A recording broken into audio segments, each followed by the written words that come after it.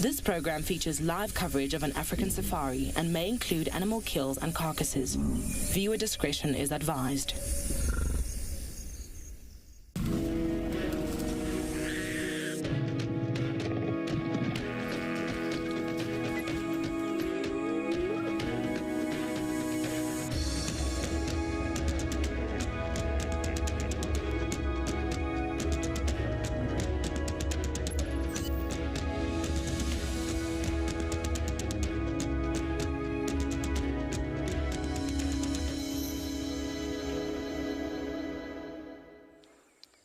Good morning, good afternoon, or good evening, wherever you are in the world, to everyone from Djuma here in the Sabi Sands in South Africa.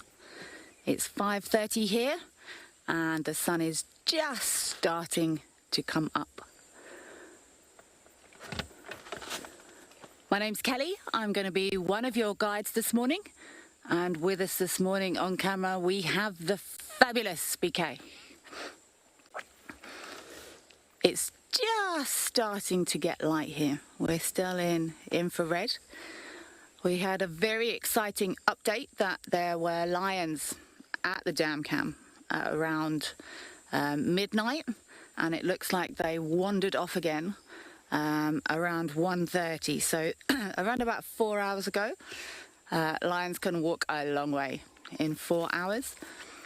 I'm still very close to camp. Because I didn't want to drive over any tracks. So Cedric and I are going to try and follow these lions for you this morning. Tracking is a very intricate business. It's a skill, it's an art, it's an ancient art that I am not particularly au fait with. So hopefully this morning we're going to try and explain and show you how tracking actually works. It can be a little bit of a misconception, especially on Djuma.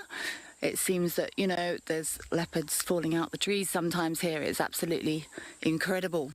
But tracking is a long, slow process. And it's a case of taking different roads, driving the road slowly, seeing if tracks cross. If they don't, then you expand your search, you spread out on different roads, you check those roads, and it's like a pincer movement. So yeah, it's an intricate process. Yeah, we're looking forward to hearing your questions this morning. If you want to ask any questions, you can do so. #WildEarth on Twitter. If you're under the age of 18, please send us an email to kidsquestions@wildearth.tv, or you can register on the WildEarth website. Head over to the channel page and you can submit your questions there. We love hearing your questions. They really keep our brains active, to say the least. But if you've got any questions on tracking or finding animals especially, please do send them through this morning. It's sometimes difficult to translate exactly what's involved, so we're going to try our best this morning.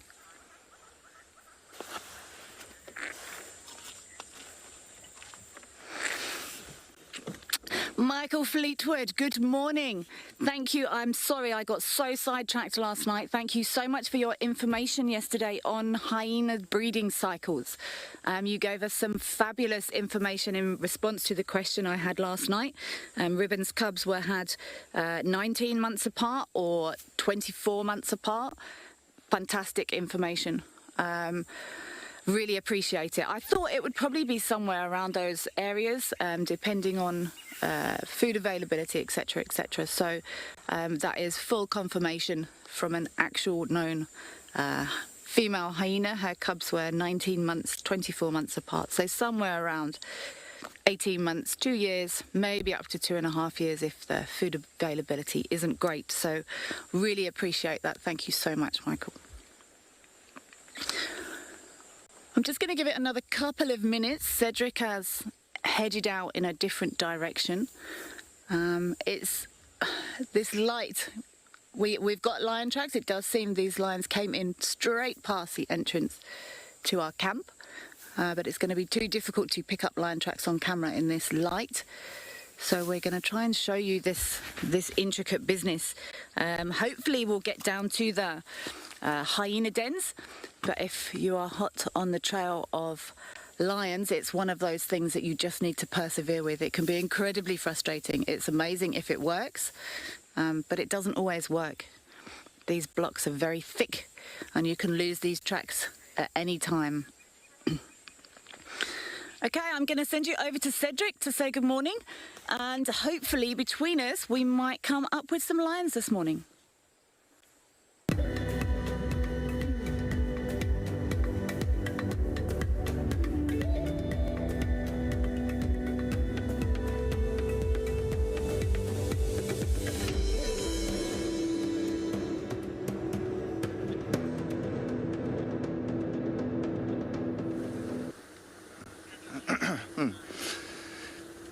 Good morning, everybody. Good morning. My name is Cedric, and behind the camera this morning we have got Craig. Excuse me, there's a frog in my throat.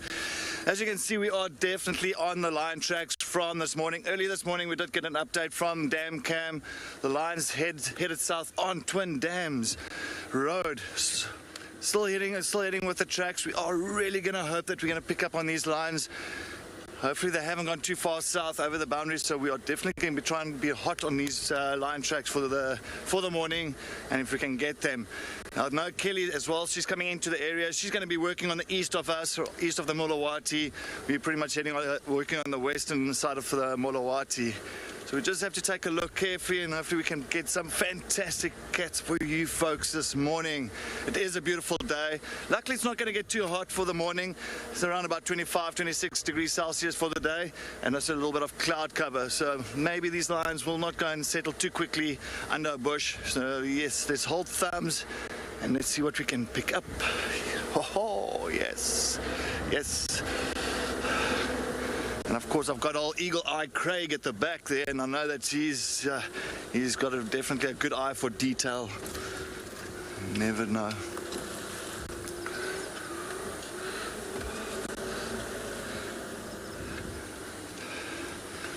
And then Kalamba as well was heading into the area there around quarantine side. But as we know that these lions were pretty much coming through the yard.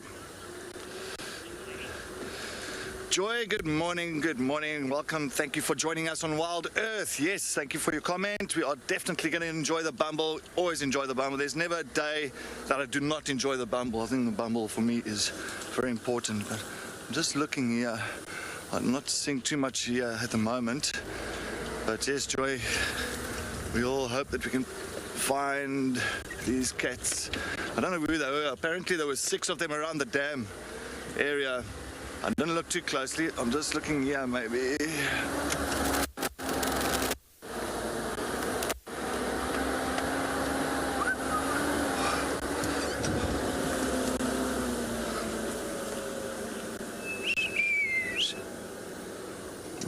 I don't see anything here. I wonder if gone around, but we'll just take a look. We're just going to head straight south still, just to make sure that the boundaries are covered. And we're definitely not going to miss something. Let's head into, yeah, we're just looking a little bit hard the ground at certain areas.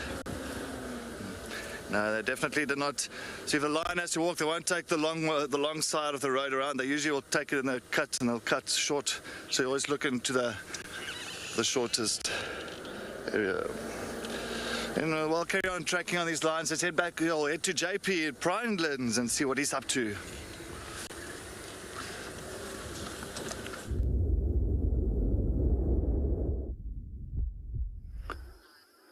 Good morning and welcome to Eco Training Prinelands. At the moment we are up in Impala Plains and staring into the distance waiting for it to become light. At the same time I'm also just enjoying the dawn chorus, or the little bit that is left of it, as it's now quiet down, as we have come to the end of our breeding season for the birds out here. So my name is JP Leroux, and behind the camera we've got Johan. So we're going to sit here for a little bit longer as it's still quite dark and there's no value in actually trying to drive and look for tracks, as you firstly also need very good light to start looking at tracks, which is one of the first principles of when it comes to tracking. One of the tricks that we do sometimes use is we actually use the spotlight on the side of a vehicle at this time of the morning at a low angle so that it can actually show up tracks. But one of the other methods of also forming a part of tracking is also to listen to what's going on in your environment. And the calls that I am listening for at the moment is generally contact calls. And one of those contact calls was one that I was hearing throughout the night. And that was of a leopard that was calling very close by to the tent where we are sleeping in. And then we're also hoping to hear some form of vocalization with lion. Our lions have gotten a little bit scarce in the last few days, and it seems that they're all actually hanging around on one of our adjoining properties.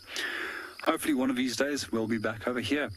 We generally feel that they go through little cycles, and those cycles are dependent on how much disturbance they create within a specific area with the prey species. And when the prey starts rising up in that area, they tend to move off and go back to another area where they know that the animals have sort of become a little bit more relaxed. The other animals that we are looking for at the moment is African wild dog, and they've also been on the boundary line quite often, and there's a pack of 4 of them that is moving through the area.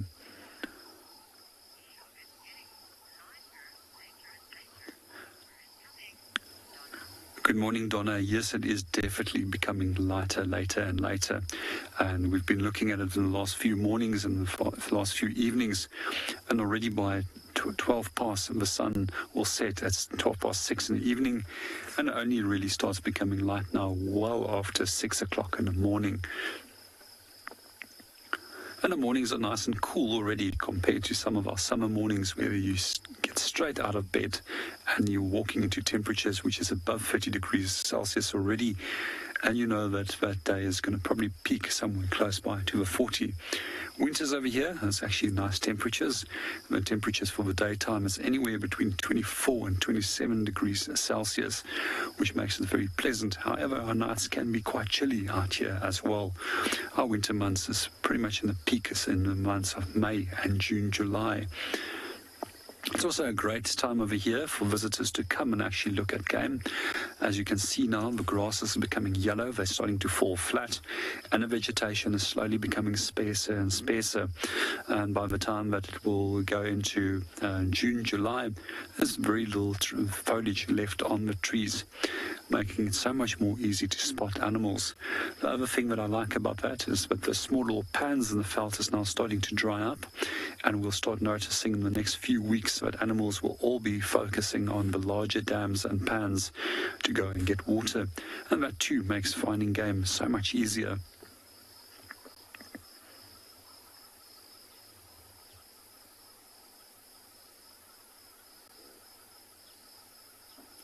Another thing that I do like about the winter months is that the soil becomes softer and more loose, and almost like a powder compared to at this time of the year where it's fairly hard and compact, and it's often compacted because of rain, which actually keeps the soil intact. And it also makes tracking so much easier. That's also once again just dependent on the type of soil type which is in that area. We're going to hang around here for a little bit longer and enjoy our dawn chorus and listen for some more animals too. And then from there move on and see what we can find. Let's go and see what the rest of the team is up to.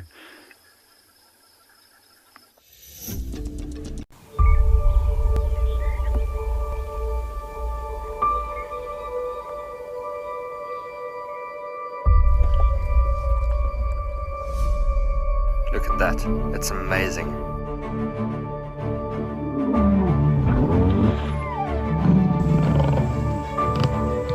Wow, hey.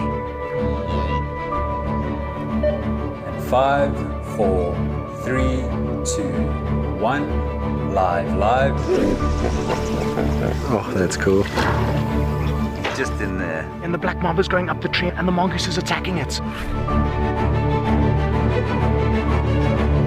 He's gonna pounce again.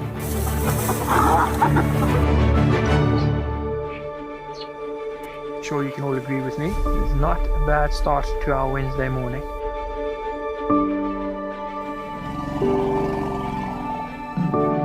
Something that I have never seen before in my entire life that you are now watching live. Look at that. It's just beautiful. Fantastic display by a little herd of springbuck. How is this view? My heart is in my mouth, everybody.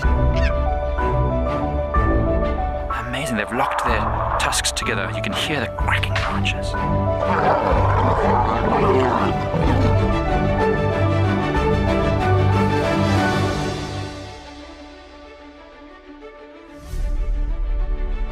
It is so incredible to spend this time so close to an African penguin, and it's completely unfazed by my presence whatsoever.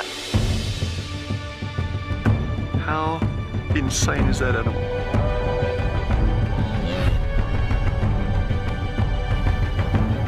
Amazing.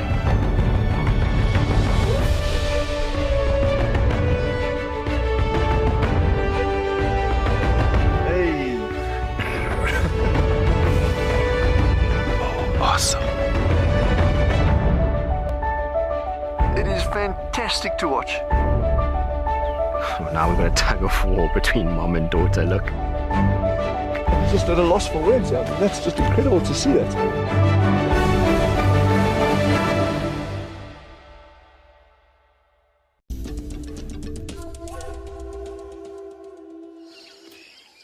So our hippo is back. I wonder where he's been. I'm going to be interested to see where it's now missing a hippo. So Cedric and I have picked different roads. He's going to take the road. I've just seen tracks on one of the roads going straight south. Lion tracks there. So the way we're going to do it is we're going to stay in touch. He's going to follow the tracks on the road, and then he needs to see if they veer off to the left or the right. And then, depending on which way they veer off to, I will then go around, try and follow up and work out where they've crossed. It's, I personally find tracking very frustrating sometimes. And you wouldn't believe it, but you can lose even a whole pride of lions' tracks in an instant. One of the phrases that is sometimes used, you will ask someone, oh, have you still got tracks there? And they'll say, no, they've grown wings. And it's like they just levitate and disappear into thin air. One of the skills in tracking is trying to imagine the route they would take. Karen, is there a best season for tracking? Not this season. The grass is incredibly thick, and while it's nice and easy to, I mean, this road here at the dam's not too bad. These nice sandy roads in this area, it's easy to see lion tracks. When we get a bit more light, I'm sure either myself or Cedric will show you some nice lion tracks. But if they come off the road in the summer, I can't follow. Sometimes you can see a trail where animals have moved through the grass. Maybe a whole pride of lions, you might be able to pick that up. But when they come off the roads, for me, it's very difficult for me to follow. So I would say winter is probably a better season for tracking, just because the bush isn't quite as thick. And not only following footprints, if you've got a leopard laying, 20, 30 metres off the grass in the winter, you should see it. But these animals can be 2 metres off the road this time of year, and they're almost invisible. So Karen, I would say this is not the best time of year to track. But always fun to try. It's a very slow, methodical process.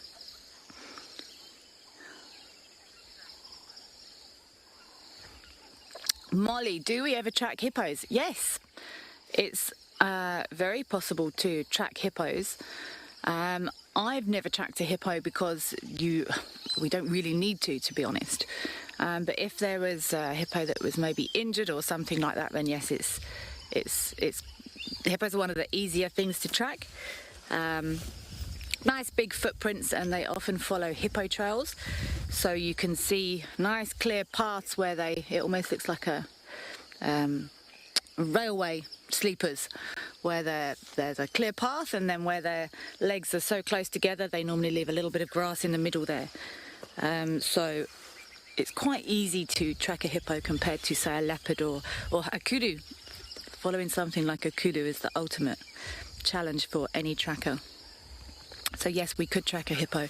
And it might have been interesting if we'd had the time to actually try and work out where this hippo had been and where he'd come back from. But it's things like hippo. It's actually really nice to practice your tracking or trailing with a hippo.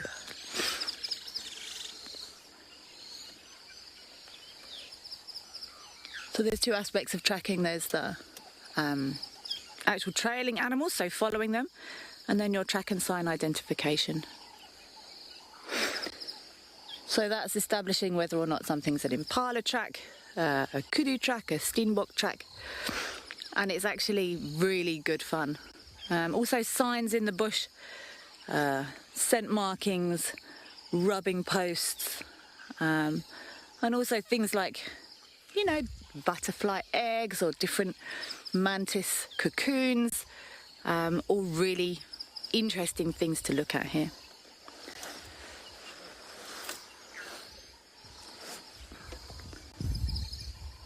But trailing animals through the bush is a skill.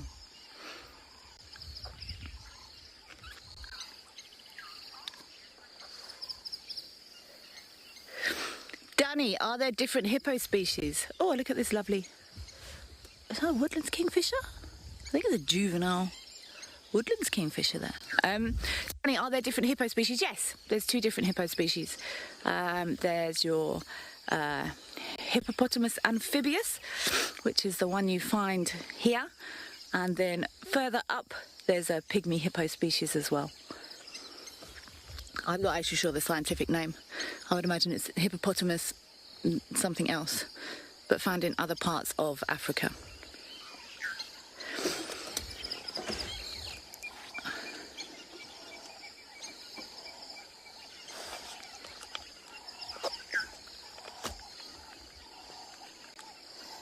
I'm definitely going to stay in touch with Cedric this morning to find out where his tracks are going, and that's how we do it. We'll put someone on the main trail and then have someone circling to try and work out if they've come out or crossed. I'm just looking at this. It hasn't got the yellow bill. It must be a woodlands kingfisher.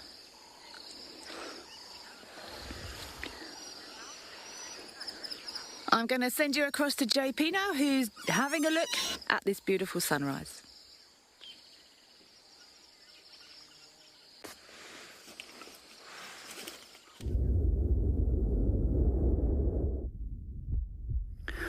Welcome back to Pridelands. While we're out and about, we're actually looking at some flowers and we're waiting for it to get proper light and listen to some animal calls and determine where what is before we go on our search. So one of the little flowers that I did find over here, this one is known as a tumbleweed, and it's quite often confused with another plant species which actually has orange flowers, so it creates a very similar type of seed structure, and that's known as a WildEarth. In the case of a tumbleweed, you can actually burn it, and the ashes has been used to rub onto a person that has actually lost a loved one and helps them through that moment of bereavement. Another plant species that we found over here, this is known as a blackjack or khaki boss. And khaki boss actually refers to a bush that has khaki, but where does a khaki come in? And that comes from English soldiers, which used to have a khaki uniform. They actually bought in this by accident, this plant, and the plant was actually bought in with horse fodder that came into the country. One of the things that we do find of it is that it's quite an aggressive growing plant, and because it doesn't have a lot of indigenous threats or enemies, it can actually become very successful in some areas. And one of the strategies that this little plant has in distributing itself is with its seeds. And when we break off these little seeds, they actually have sharp little edges over here, which get stuck onto clothing as well as in the skin of animals. That's one of the things that they do use this plant for quite often, if it does have leaves on, as an alternative for spinach. I can also remember they used to crush the leaves, mix it with water, and you can actually spray it onto a dog or animal to actually get rid of ticks, as that they don't like the aroma from that specific solution that has been created from it. You'll also start noticing that the grasses and the plants are all turning yellow and brown very quickly this year compared to last year when we had incredibly high rainfall here. And it does really seem that our winter is coming a little bit earlier this year. We also see that animals that are mixed feeders, that eat on both grasses as well as leaves, generally will start focusing more on leaf material from here on as the grasses start losing their nutritional value.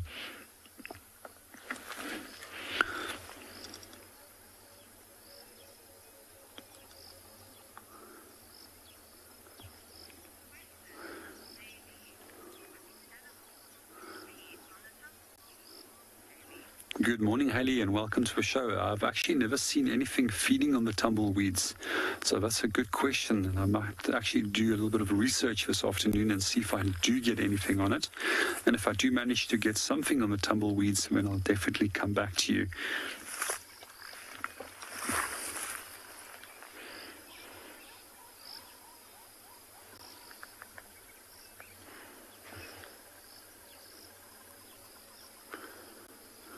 We're going to start moving on and go and see what else we can go and find. Let's go and see what the rest of the team is up to.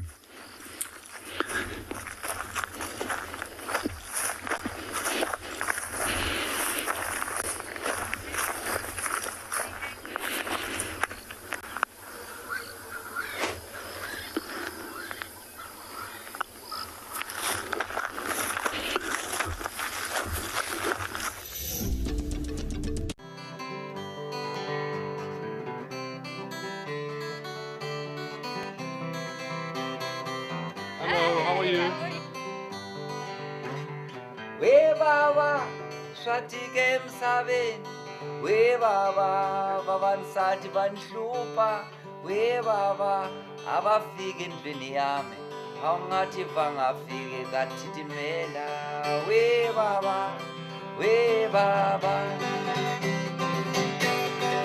how city was a Friday, my darling, was a Friday. This is that one, I don't know if you've seen guys make soap out of the leaves.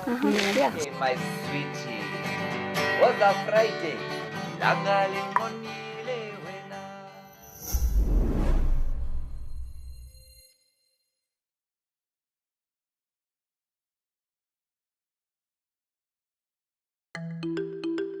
This is Picky Plastic, and Picky Plastic is excited about the Global Recycling Day.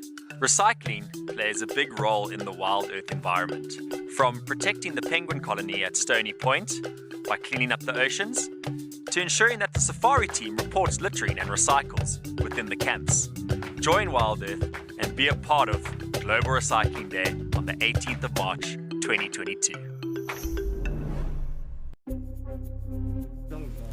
Right, so Marips has found himself a puff adder that he's busy playing with, which is dangerous. I've seen leopards die from puff adder bites.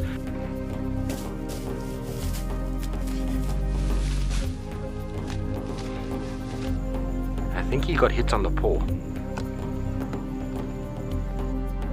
So he's obviously taken snakes on before. But at what cost, Marips? Stanley is such an awesome African penguin, and personally, my favorite. I love Stanley because of that amazing plumage variation, that beautiful broad black breastband with the cutest little white heart directly in the middle. And Stanley plays hard to get, but we are so happy to have him down here at Stony Point and can't wait to share Stanley's life with you.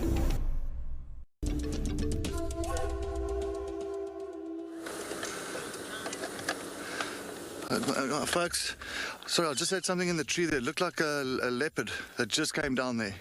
There's a tree in front of me here on the left-hand side. It looked like a leopard that just came down there. I don't know what it is now.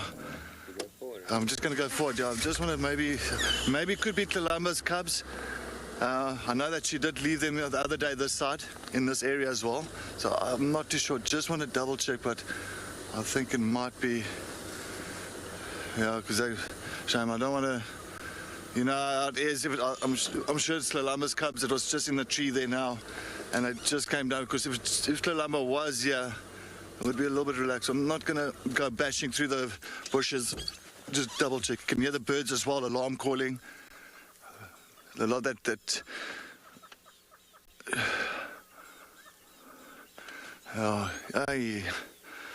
as I said, I'm not going to put pressure and go bashing through there, because definitely the one cub was up in the tree as we came around the corner, and it just bolted, came down and ran into the bushes.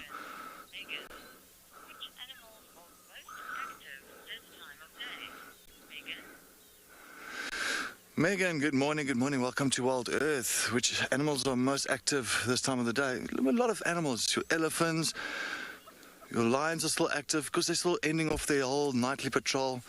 Your leopards. So a lot of times early morning is always a good thing, because that's when they're still busy with their last bit of movement, especially your nocturnal animals like your lions and leopards, even hyenas. It's always a good time. Even your wild dogs. So your wild dogs, your cheetah, do a lot of hunting early morning and late afternoon. But most of them, so I'm just quickly trying to see. I only just saw the one come down. So most probably hiding in the thickets, a lot of little whiteberry bushes around there. I'm going to go and hide in there, but I'm not going to spend too much time sitting here if Tlalama is not here.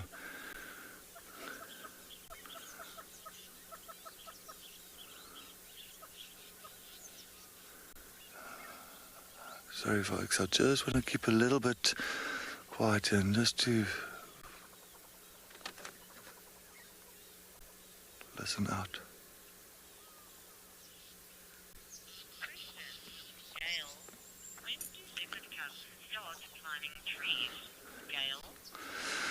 Dale, good morning. Welcome to WildEarth. Thank you for your question. Yes, when do leopard cubs start climbing trees? I've seen leopard cubs already at around about 4 weeks, even 4 weeks. Because you must remember, at that age, they have to really learn how to get up into a tree. And that's exactly what happened here.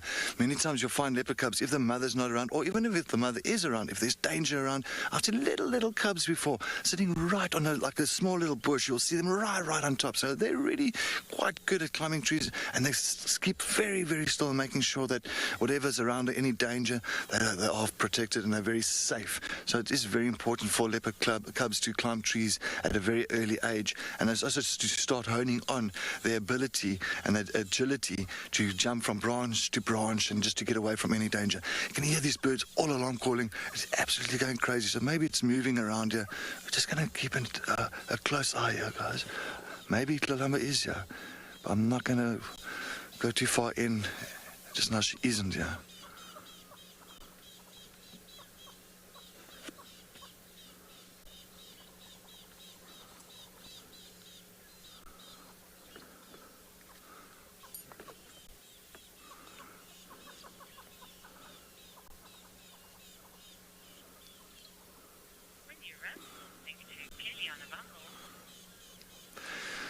Anyway, folks, while we just take a look for a few more minutes here, let's head back to Kelly on a bumble.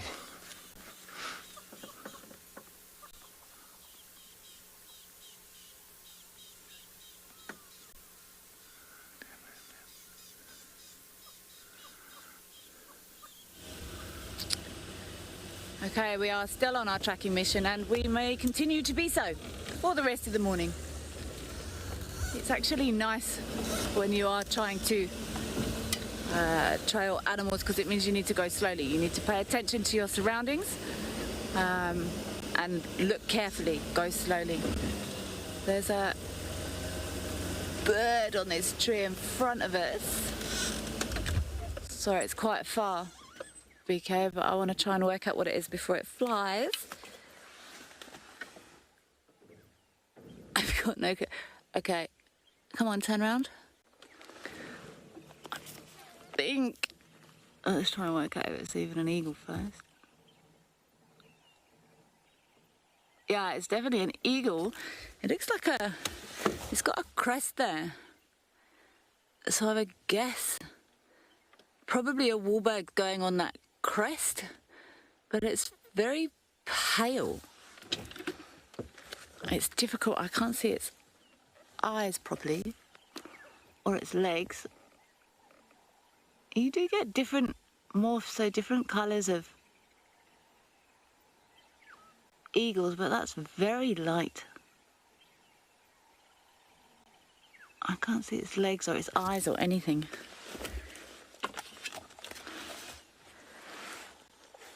You get dark morphs, you get pale morphs of these Wahlberg's eagles. And they're still here, they haven't left yet. Let me just check and see.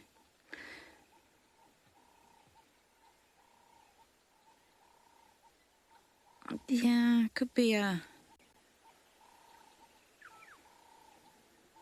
I think I'm going to have to stick with the Wahlbergs.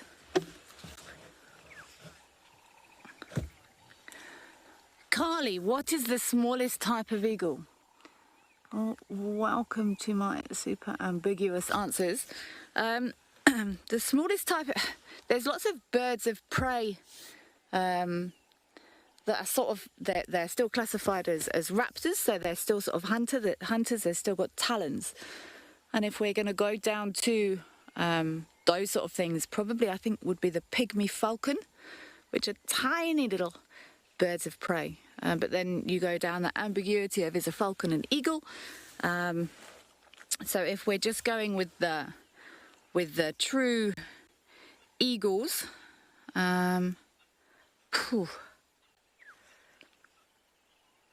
Wahlberg's is a fairly small, one of the smaller eagles. Your booted, a little bit bigger than Wahlberg's, or then you could start going down your snake eagle path, but snake eagles aren't true eagles, just to be difficult. I'm going to go pygmy falcon. They're classified as a bird of prey, so they're classified as a raptor, and they're tiny little falcons. Clues in the name, pygmy falcon. I think I'm going to have to go with Wahlberg's. I'm going to try and get a bit closer to this bird to see if I can get a better look, but it might fly away. We will see. As birds have a tendency to do. The world of birding is normally, oh, there's a bird, oh, there's a... Oh, no, it's gone. Let's see if we can have a bit of a closer look at you. All the time I'm keeping my eyes on the ground as well to look for lion tracks to see if there's any sign of them crossing this road. In our industry, if you're on a tracking mission and you miss tracks, ooh, you get in trouble.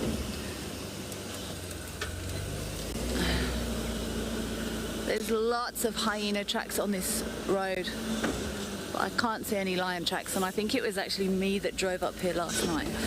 So there shouldn't be any other tyre tracks on this road this morning. Okay, let's have a better look at you now, Birdie. Yeah, the body shape is saying Wahlberg's to me.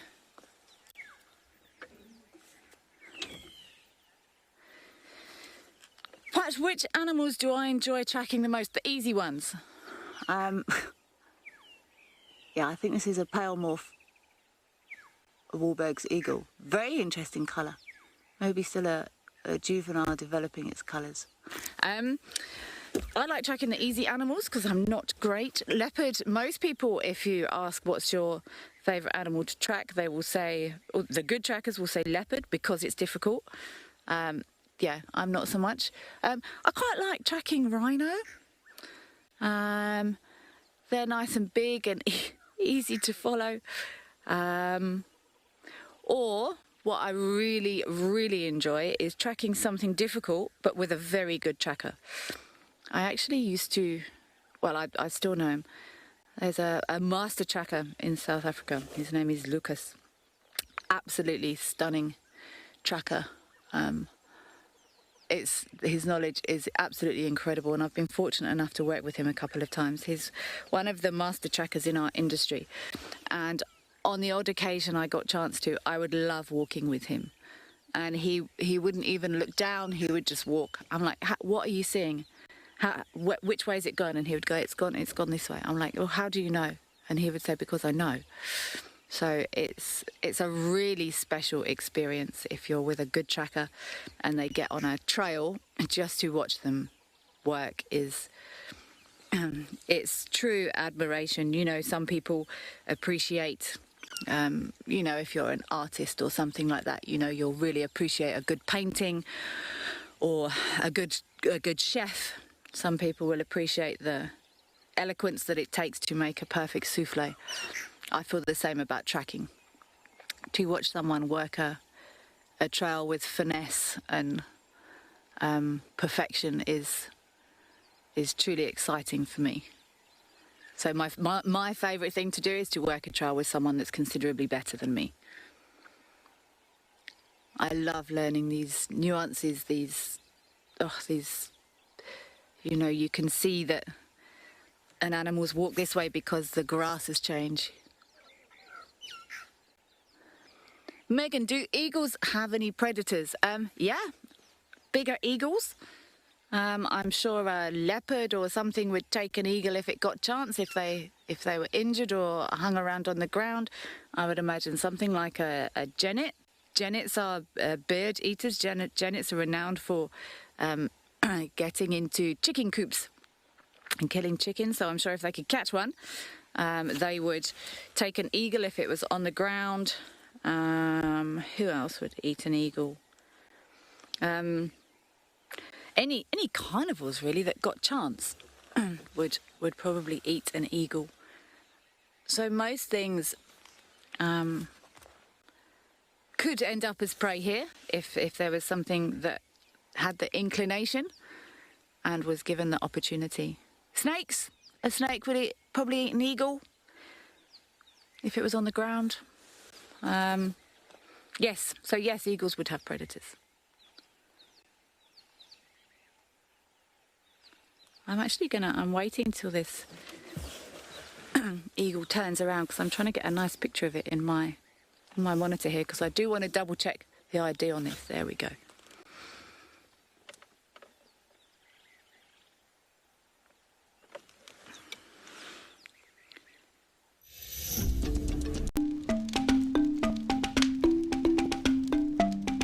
Nothing beats sitting around a campfire at night whilst on safari, listening to the calls of the wild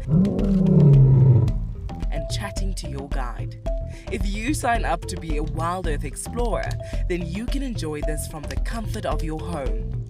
Imagine hearing bush stories from your favorite WildEarth guide and reliving their highs and lows of a life spent in the wild.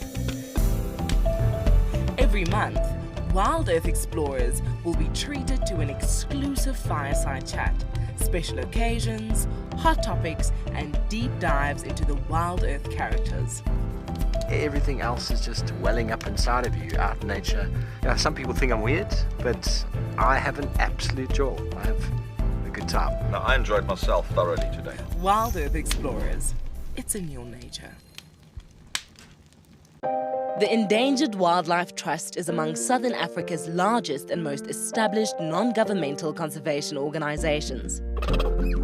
Our strategic vision centers on saving species, conserving habitats, and benefiting people. In 2021, the EWT secured habitats, reintroduced African wild dogs and cheetahs into reserves across Southern Africa, and created vulture-safe zones to reduce major threats to vultures, such as poisoning and electrocution. On the 3rd of March 2022, we celebrate World Wildlife Day under the theme Recovering Key Species from Ecosystem Restoration. Standing strong alongside our partners, donors, supporters and friends, the EWT staff have achieved remarkable gains for conservation. Thank you for helping us protect forever together. But I think that's him. I think that's the one in must.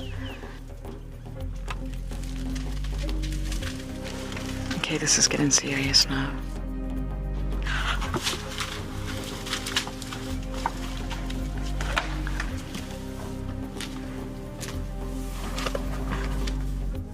I knew there was going to be trouble. Too many bulls and must over one herd.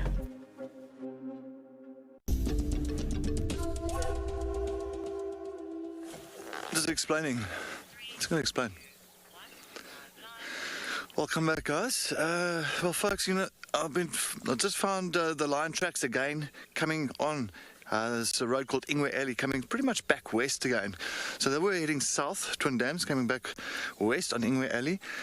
I'm just listening out here because where we had Columba's cub now, it's just south of us. Unfortunately, we cannot hang around there because mommy's not around, so we do not want to put that pressure on the cub. I only saw the one cub, maybe the other one's around there, so there's no speculation. Just it was just a brief glimpse, so I'm not going to hang it there. But these lions that come into this area, a lot of alarm calling of birds around here, so I'm just listening out and definitely, once again, putting myself on this open clearing. Maybe we do hear any alarm calling or even contact calling of the lions.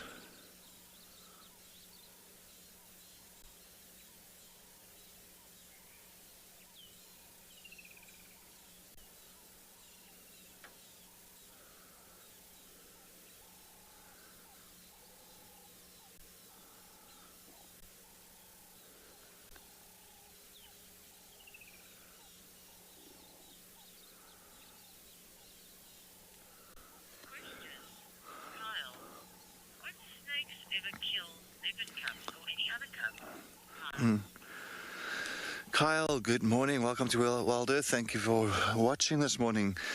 Will snakes kill leopard cubs or any other cubs? Yes, look, leopard snakes, especially all African rock python. There has been actually even footage of that before, from many years ago, down in the Sabi Sands, where actually African rock python came to a den site where a leopard left her cubs. Of course, the mother was not around at that point in time, and it did constrict the poor little cub and devoured it. And by the time the female leopard came back to the den site, of course, she saw the python at the area, and she was contact calling a little cub, and she could not find a little cub, and unfortunately that snake did devour it. She did hit this, she did strike at the snake a few times, but I think she was too more kind of focused on finding the cub itself than actually worrying about the rock python. The rock python just slid off. So it does happen. And not just a rock python. I know Kwatile, a female leopard that was just south of us here in an area called Hofmans many years ago. And, or not many years ago, it was about 2016, 2017, one of those years where, unfortunately, Kwatile did endorse a snake bite, and I was one of the last people to see Kwatile suffering from the snake bite itself, and she also pretty much passed away due to that. So, and that time, I'm not too sure what snake it was. Most probably, I won't be surprised. Most probably like a snouted cobra or a black mamba. So those things do happen. You must remember, it's venom is venom, and especially if it's neurotoxic. Neurotoxic is really a very harsh venom that will be injected into us or any animal, and its chances of survival on that is very minimal if you do not get help. But yeah, it was a sad day for that, especially that leopard cub that was devoured by the African rock python. So yes, very, very risky. But you must remember, leopards are also very, especially with the Columba's cubs, they're very quick now at the moment. So they won't. I think they won't take too many chances if they do see that coming through. All right, what are we going to see? Take a listen, our last listen around here. And then I think what we'll do, we'll just move a little bit further west along this road towards Philemon's cut line and see if anything's come out that side. They definitely not. They're not. I've got a feeling they're not too far. I did Pangolin drive now, so see if we can pick up on that. We're going to continue. Let's head back to Kelly and see what she's up to on her bumble.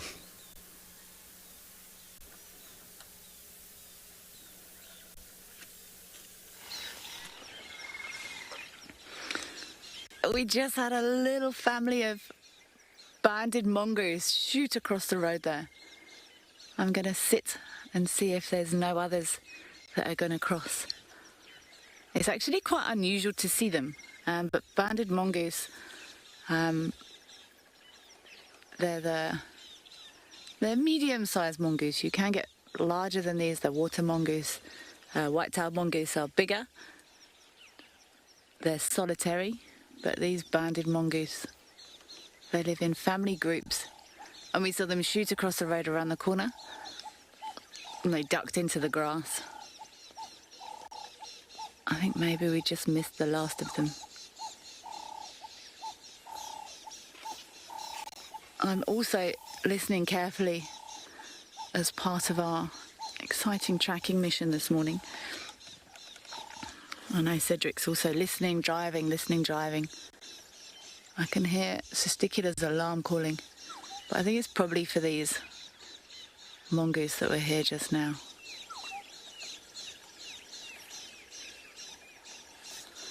I'm gonna roll forward. Keep your eyes peeled, BK. There might be some more in the grass there.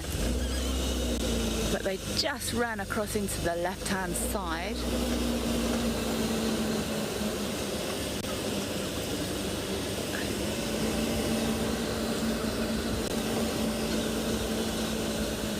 Yvette, I'm sorry we missed them too. They don't normally hang around too long. And this grass is just insane. We're not gonna get to see them in here, I don't think. Sorry, Yvette. Maybe we'll see some more. But yeah, they're nervous little things. These would fall prey to birds, snakes, all sorts of predators would take these banded mongoose. Gone into the grass.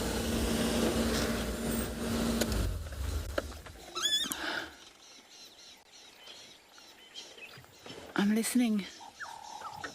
There's Franklin alarm calling up in front.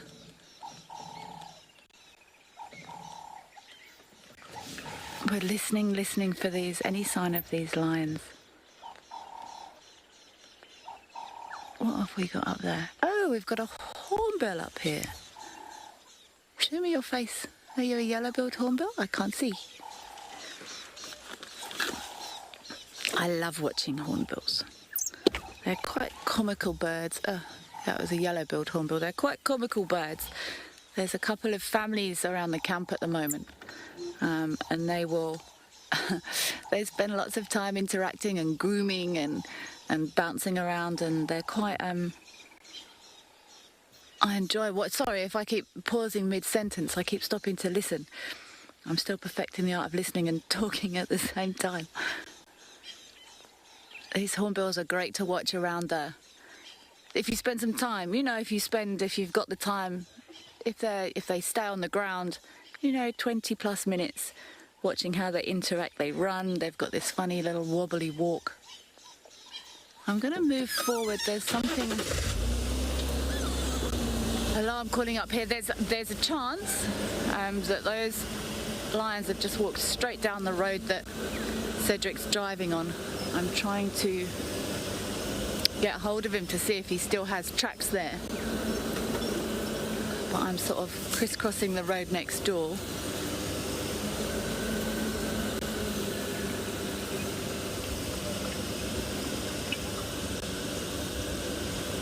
Arnold, how reliable are bird calls? Oh, there's lots of swallows here, that's nice. Arnold, how reliable is a bird calls when you're tracking leopards and lions? Not super reliable, to be honest. It's always worth a listen. Sometimes birds will alarm call at nothing.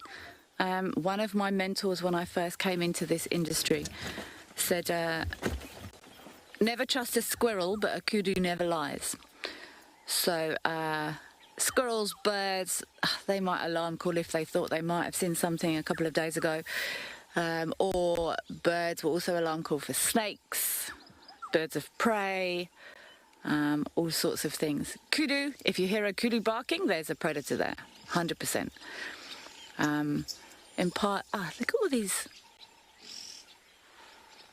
swallows. I can't see. Are these barn swallows? I can't see with them on the wing here. I think these are barn swallows flying here. But sorry, Arnold. No, not super reliable, but we work with what we've got. always a good idea to check out bird alarm calls. I'm really keen to find a snake before I leave. And birds are a really good way of finding snakes in the bush.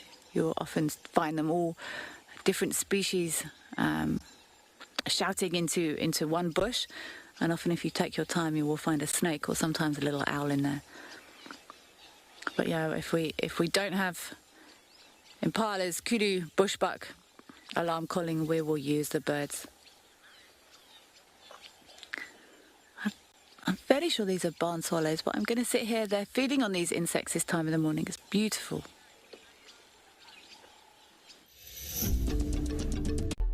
At WildEarth, our explorers are treated to a weekly newsletter, bursting with fascinating features and never-seen-before snippets. Recently, we have added some brand new sections which we think you will love. Find out what happens behind the scenes with our crew when they are not live on WildEarth.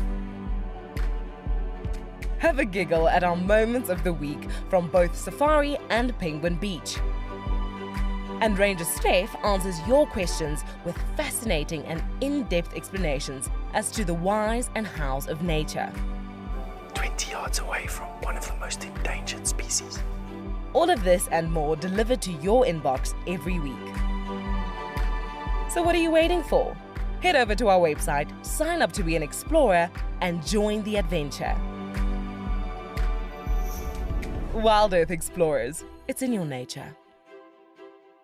Pangolin, known as the respected wise old man of the African bush, is said to be a symbol of good luck and the bringer of rain.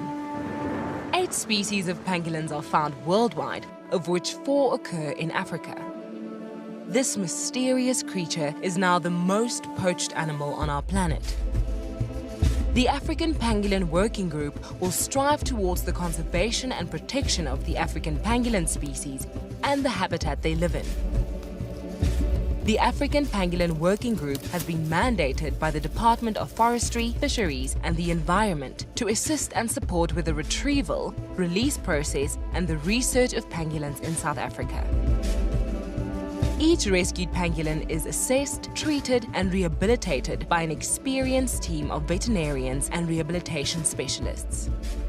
We can ensure the survival of the species. Together, we can make a difference.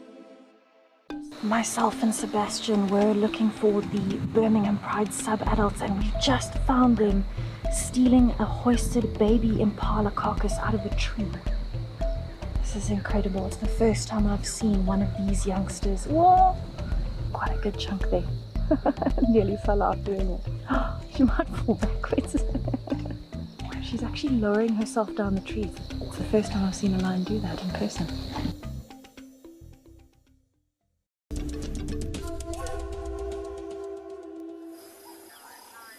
Welcome back to Pridelands. We've just been looking at a tropical tent spider, and what happened was it was a tiny little wasp that just flew into the web, and it actually hit one of her knockdown strands and then fell onto the flat surface of the web.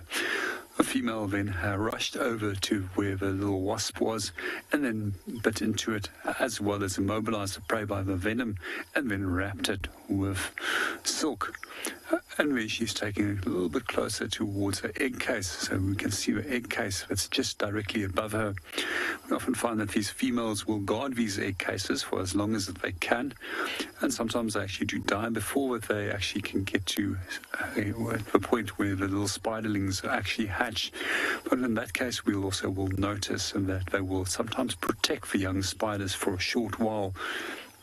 The reason why they call it a tropical tent spider is because of the structure of the web, and unlike normal webs which is vertically positioned, these are horizontally positioned and they resemble a typical marquee tent. There's also a tiny little spider just a little bit further to the right of her. You'll notice that that one has got a shiny abdomen, and that is one of our kleptoparasitic spider species, and this is known as a dewdrop spider. And Johan and myself were just discussing how well concealed these webs are. However, I did mention that when we actually have dew forming in the early mornings and the sun hits these dew droplets at the right angle, you'll actually become aware of how many of these spiders are actually around in the area.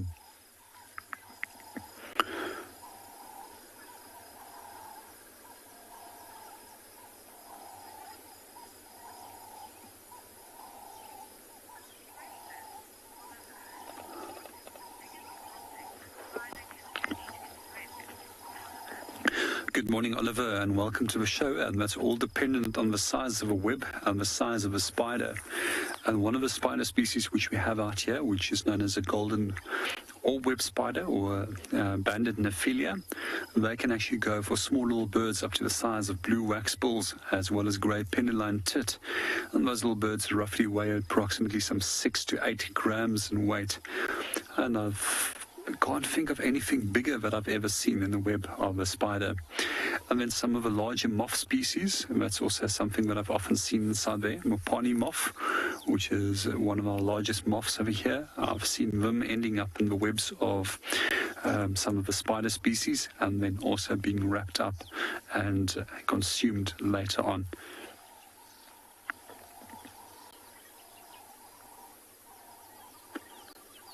Oh, we're going to move on and go and see what else we can go and find.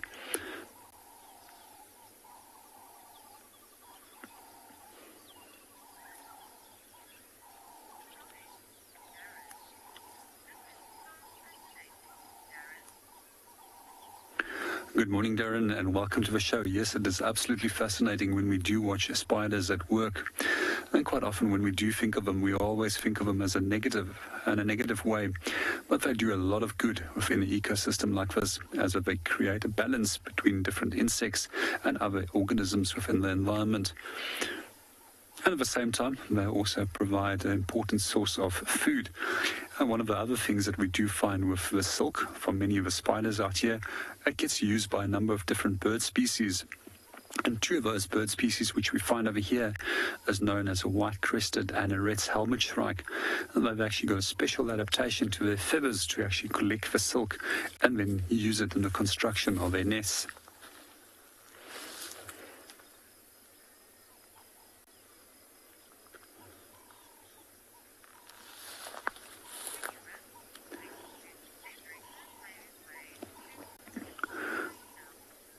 As we continue on our walk and see what we can go and find, let's go and see what Cedric is up to.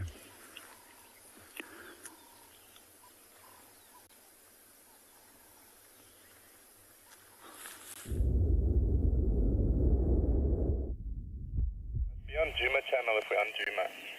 So yeah, you can come. Yeah, a bit. Hi folks, just back again. We got treehouse. We got, it looks like in team. I'm just trying to, it's a bit far for me. I'm going to try and double check on which hyena this is. Which individual, just enjoying a bit of coolness of the mud there. Right on the other side. I think it might be in Tima, but I'm not going to speculate too much. I'm struggling to get an ID. If anybody can look even better than I can and see something that I don't see, please let me know. But you can see it's just the one hyena just resting pretty much on the other side. Oh, why isn't it on Djuma channel, this thing?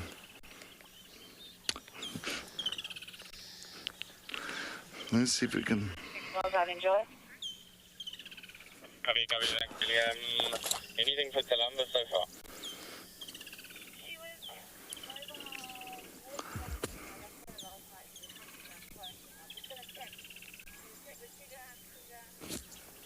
Down here, and then I might go back up into the northeast and try follow up for Columbus.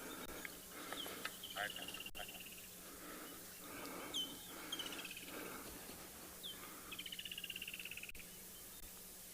Really peaceful. And as I see at the dam here, Treehouse Dam, the hippo's not here. So I wonder if it's not the same hippo that keeps on going from Treehouse Dam back to Gowrie Dam. I'm sure it's the same male. You know, he sometimes will just move back and forth. Sometimes he has to, you know, move quite far, great distances for certain species of grass. And I think that's why if he moves too far away from Treehouse and closer to Gowrie Dam, then he uses Gowrie Dam and vice versa. And I think that's what he keeps on doing, back and forth, back and forth. Because every time we see a hippo at Gowrie Dam, we don't see one at Treehouse. As soon as we see a Treehouse Dam, we don't see it at Gowrie Dam. So I think that's exactly why it's back and forth.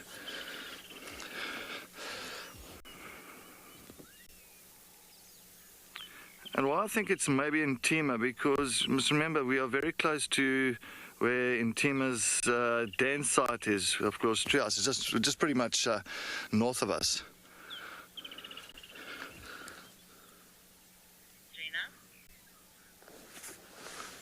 What is the question? Oh, what was the comment?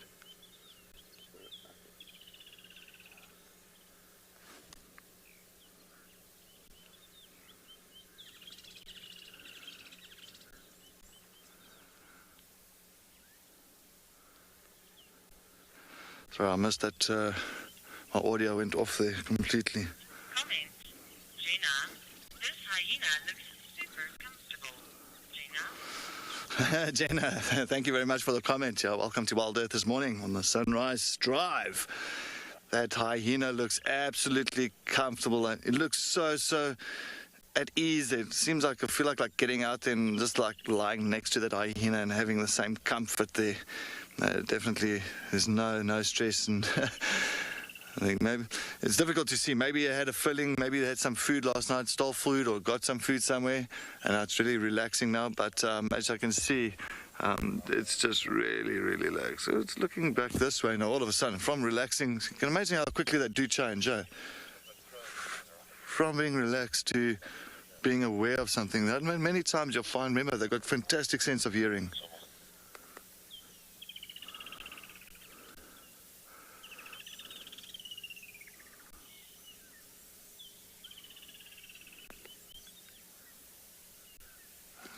I can actually see much better. Ooh, is this? Yeah, it looks like in Djuma. Just looking at the ears. But what is she really listening out for? She maybe heard other hyenas. Maybe she heard a distress call of something. She's like shaking her head even. She's like agreeing. Like, yes.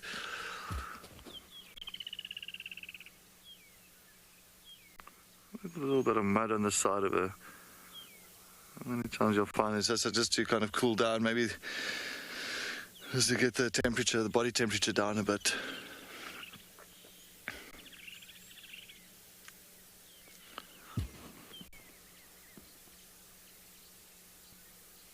Yeah, I'm definitely looking at Djuma. I can see the funny with her, I can just see as well the right tip of the ear. It's just a little bit like kind of being bitten by something, but like very slight, but also very still good condition. Not raggedy ears or the face or anything like that. So I'm always quite positive that it is the girl. And she has, I mean, that's why in Djuma's name it means dark or means black. I think there's a very dark coat on her. Nice dark colour.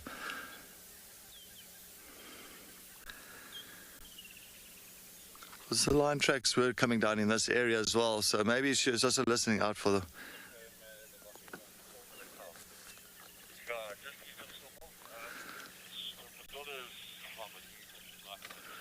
Maybe she heard something. Maybe the lions have got to kill somewhere. Maybe they've contact called somewhere, and that's what she picked up on.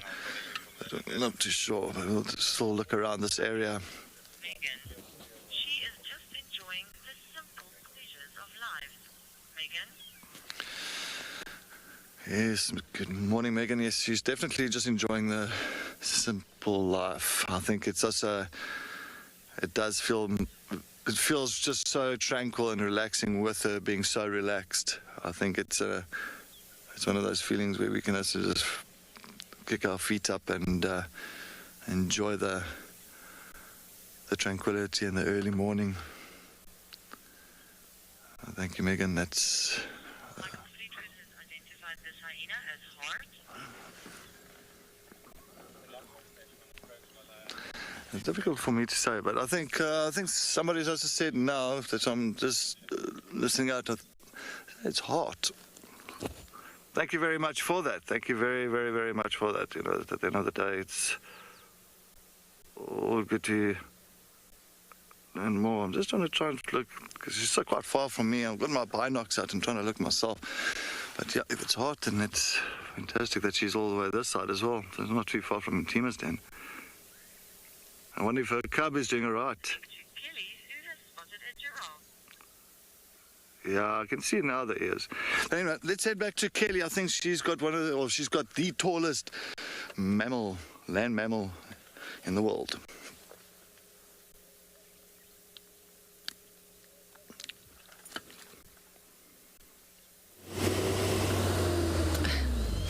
So just as we came across, there's a little one in there too.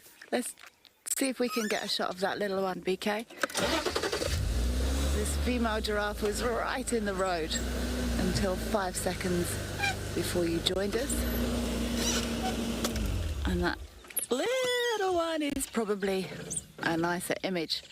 I think this is the first time I've seen giraffe here. I've seen plenty of tracks, but this is actually the first time I've seen giraffe on Djuma.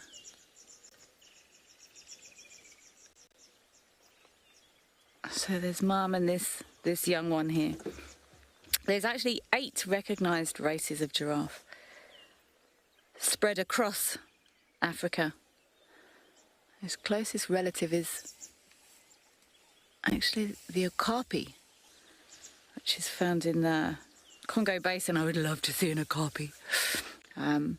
Very cool, very strange looking animals. If you're not sure what okapi look like, I suggest you look them up. They're insane looking things. Very, very cool. But lovely to see these giraffe here.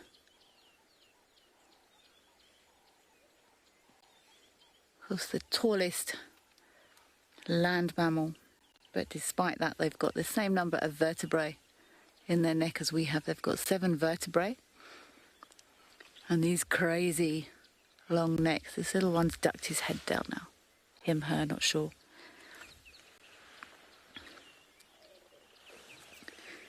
They don't form typical group structures.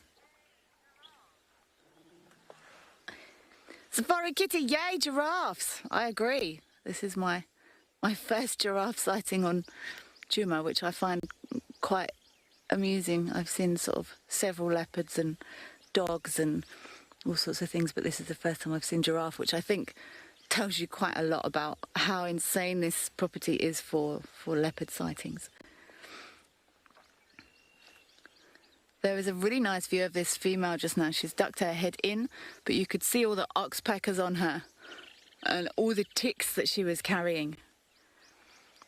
Lots of these large mammals have quite a high tick load, which means they've got quite a high number of ticks, which can be a negative for these animals.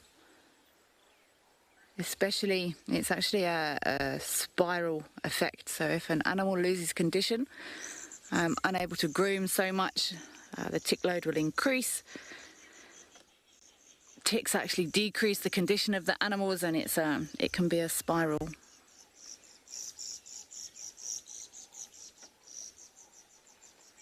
So mainly browsers.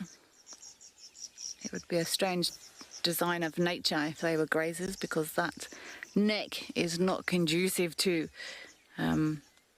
lots of bending down to graze. And giraffes have got some fascinating features. This long neck does carry additional features, and the ability to be able to pump blood up to the brain. They've got their left ventricle is thicker than their right ventricle, to that huge pressure, that pump to get that blood up to the brain. And if you've ever seen a giraffe drinking, there's 2 techniques. They will either spread their legs very wide, which is more common, or sometimes they do a funny sort of bent knee pose, which is also fun to watch.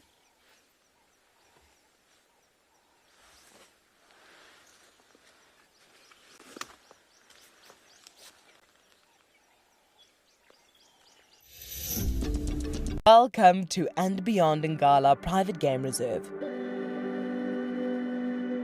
where the magic of Africa comes alive.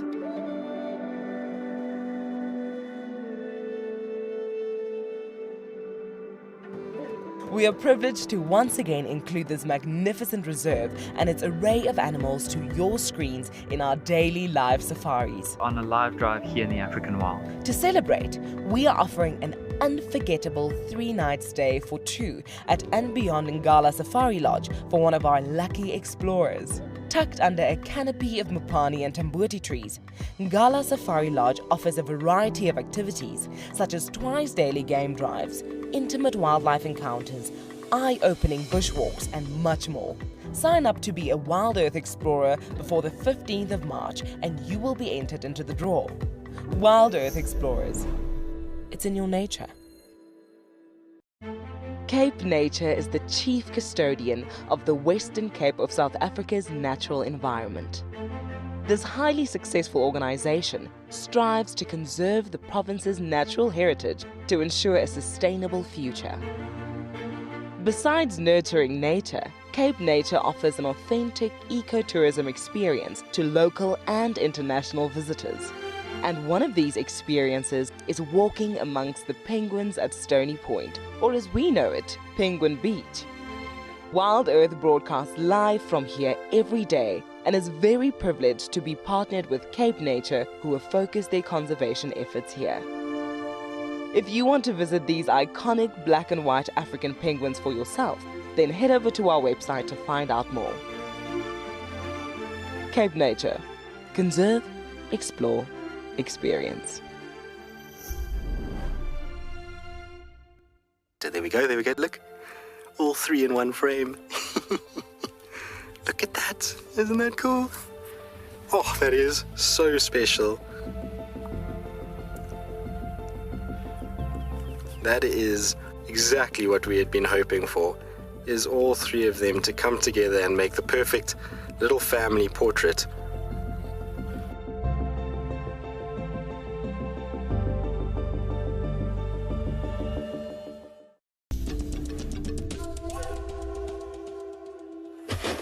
Welcome back to Eco Training Pridelands. At the moment we are looking at a small group of plain zebras and listening to the calls of a crested barbet and a woodland kingfisher that's calling.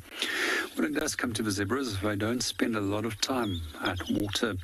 They just normally look at what's going on, make sure that it's safe, drink and then move off. I'm actually surprised that they have actually stayed so long.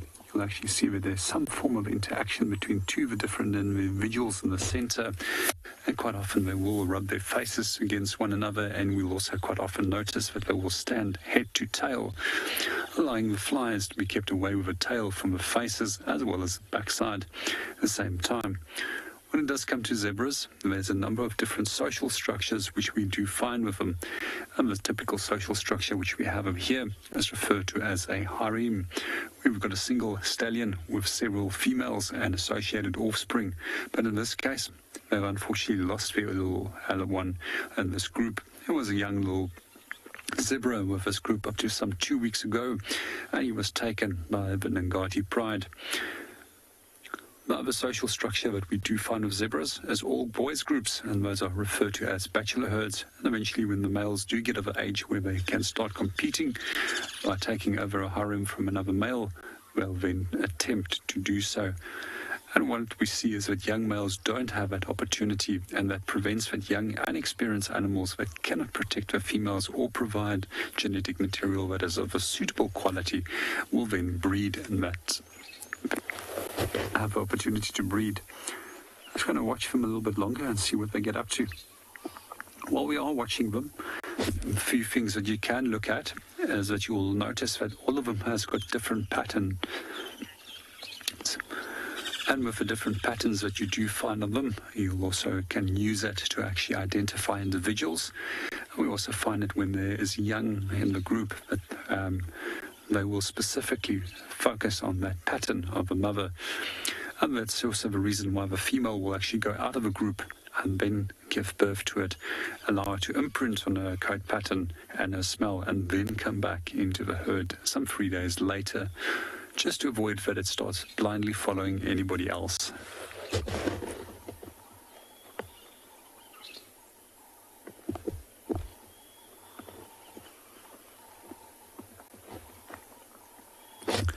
And then we had a question a little bit early from Hailey, and Hailey was asking us about the tumbleweeds.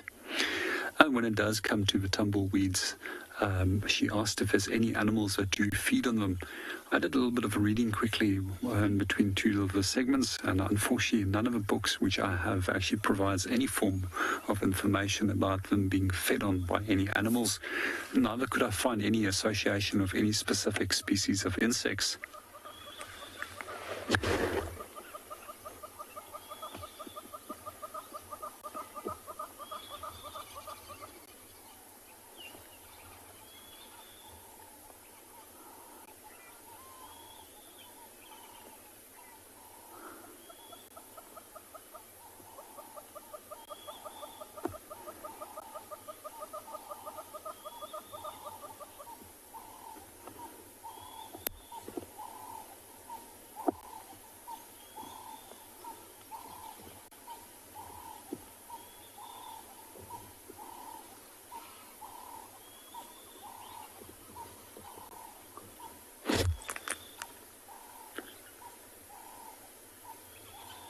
We're going to start moving on very soon, but in the meanwhile, let's quickly watch them and see what they get up to, and just listen to the different sounds of birds in the background.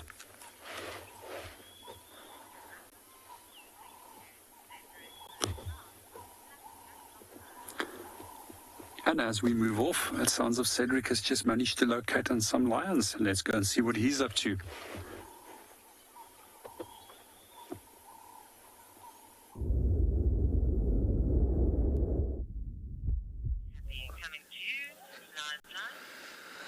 Welcome, welcome. Look who we have. We've got the Nkurumas, yeah, the sub-adults, and the one female. I'm just trying to figure out the female. It's definitely not Chella. Let's see which one the other female is. But they've all been flat. Oh, there's ones, yeah. They're all flat cat at the moment. As you can see, some of them really lying out, and they haven't even lifted their heads yet. But we've got the 5 males and 3 females. So of course the 5 young boys, 2 young females, and an older female here with them as well. But it looks like they haven't really taken anything down last night. It looks like they haven't fed last night. So they actually walked to a great distance, coming in from the west, coming east, went south, and head back like southwest. So they did a huge kind of circle on the entire Djuma. So they are flat at the moment, but that's exactly because of this cloud cover, because it's still early, still a bit fresh. You'll find that they're still nicely in the open for us. They haven't gone to lie down in the thickets and in the shade under any bushes.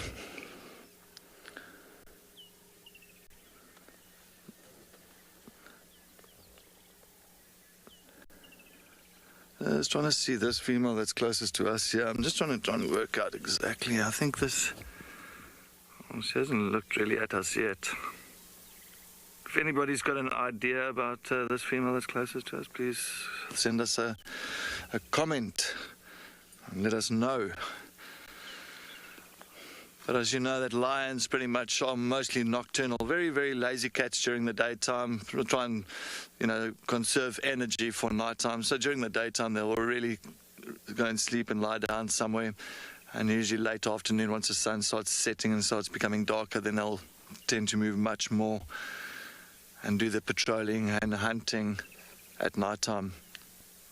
And then the whole idea is to spend less energy at nighttime, really kind of getting close up to the diurnal animals.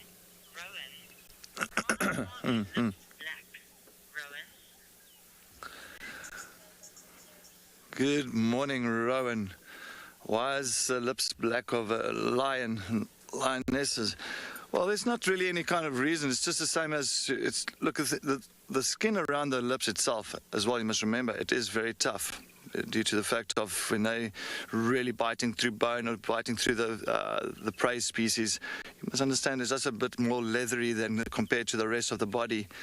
It also helps them not to really split open their lips and actually injure themselves even with the fights and when they're fighting with each other as well. You must remember that when they're actually really snarling and biting at one another, sometimes you'll find that it also helps them not to become injured or get injured too easily and too quickly.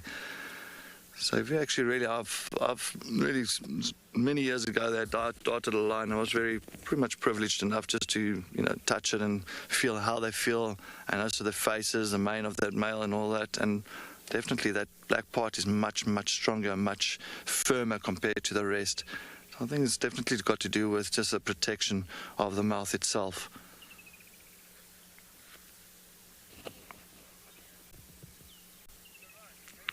And of course, these sub-adults all belong to the voca males. So voca males is pretty much the 3 males that's pretty hangs around in the northern areas of the Sabi Sands, and maybe a little bit further south from where we are as well now. And you'll find many times your males, the brothers, will stick together forever. So they will create a coalition. And the coalition is very important. So having a 3 or 4 male coalition is always better than just being a lonely male having a territory.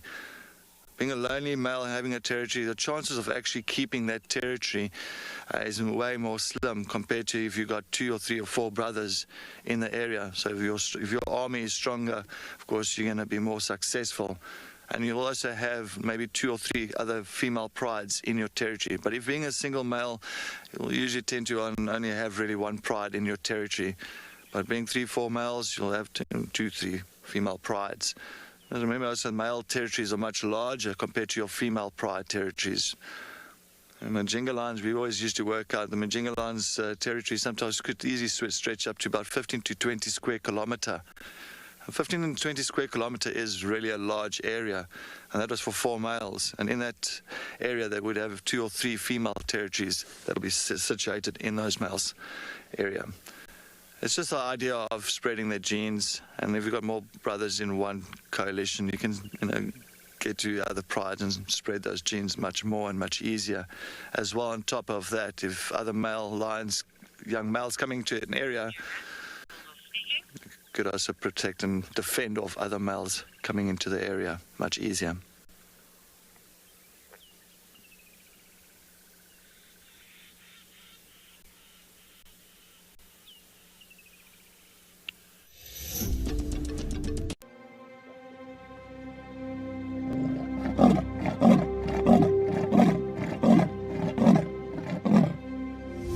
Yeah, Tingana. That's my boy. It couldn't be a better morning. This is just too special. Wow, what a way to start off.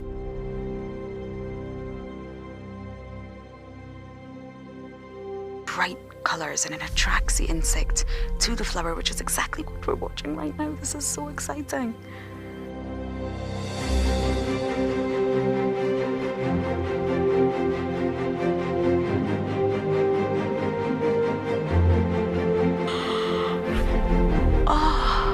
There's 2. Hello, Mama. It's all good. Hi. Hi. The smallest baby black-backed jackal I have seen in the wild. Look how full the belly is. It is so incredible to spend this time so close to an African penguin. They just make me feel alive. That is incredibly sweet. Grooming each other. Play is vital. This is how they learn. This is how they would tackle prey. There you go, there you go. There you go, there you go. Heart is pumping right now. Look at this, everybody. We've got a live kill. There's nowhere to go. It's just such an incredible privilege to be out here. It just keeps on delivering.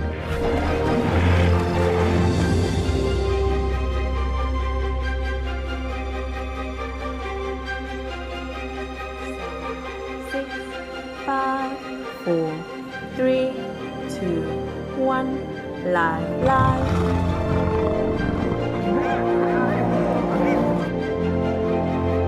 There she goes, going for the youngster. She got it.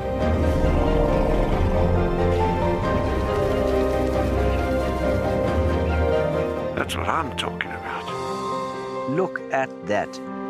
There's insanely good footage.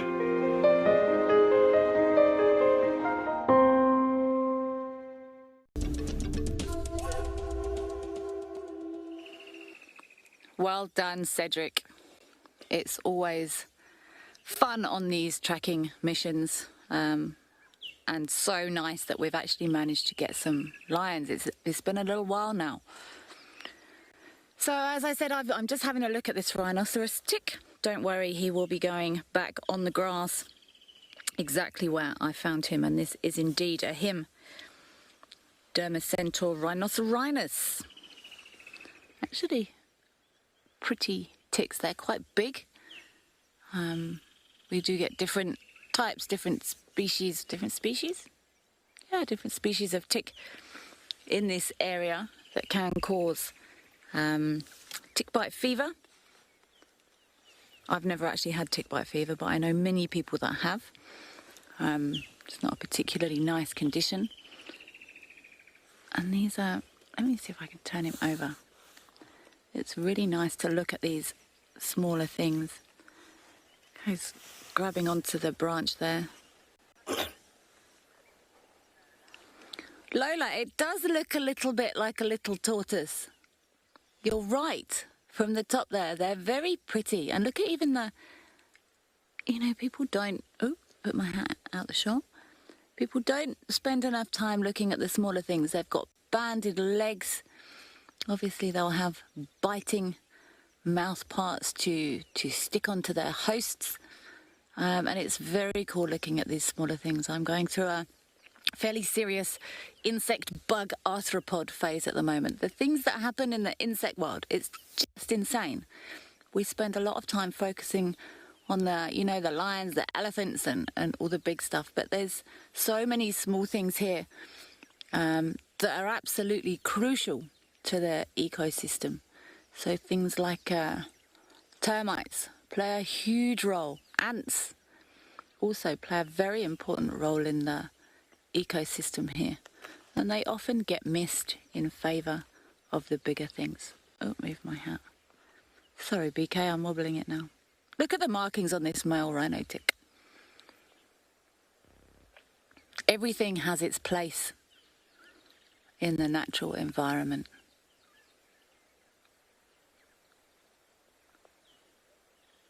Some of the bugs are just incredible. Paula, what would the females look like? Good question. Similar size, but the females have got, it's like an orange, I'll see if I can find one for you, Paula. The females have got a sort of orange head and a black back end with a couple of little orange sort of blobs on it. I'll see if I can find a female. It's actually, they're the same coloration, but different patterns. And it just makes me wonder if, you know, maybe the same in birds, maybe these males are more patterned to, I don't know. I can't imagine ticks performing much of a courtship display, but we never know. We don't know what goes on in this tiny undergrowth kingdom that we have so little insight into. But it's very nice to take a close look. And this male rhino tick is lifting his leg up. He is going to go back to exactly where I found him. I don't believe in moving stuff or picking stuff up or disturbing stuff. So he will go exactly back where I found him. Stretching his leg.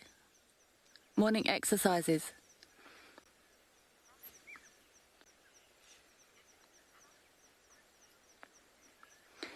Julie, it is right. There are so many pretty insects and some of the iridescent shell cases on the beetles. Oh, we're exercising the other leg now.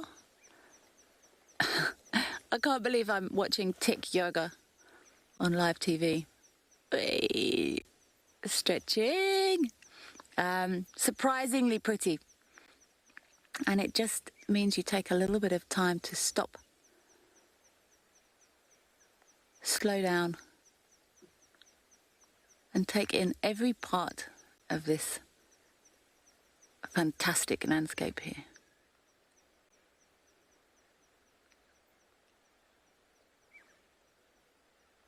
Come on, stretch your leggies. Yeah, I'm going through a big bug phase at the moment, so you might all be seeing more of these.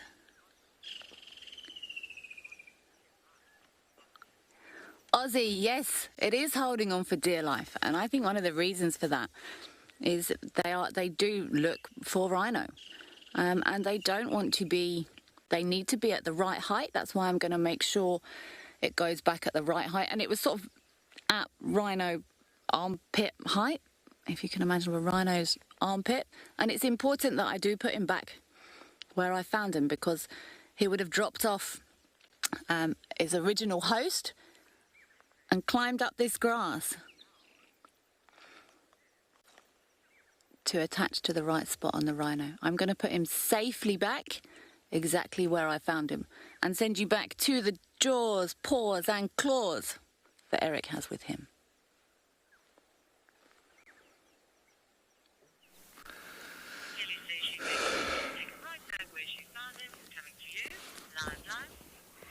Welcome back. We're still with the Nkuhumas sub-adults. This is actually one of the sub-adults who've just been taking a look here carefully. You know, so Chella's not so much, she's got a nice big head, and Chella's quite tall, and I think she's also, yeah, as well, but right at the back, very flat at the moment. So they haven't moved much, as you can see. This female was interested, and now just in something that was into the direction she's pointed to, but it looks like she's just lost interest there. I think she heard something or saw something, but clearly the rest of them they're not interested in whatever she saw.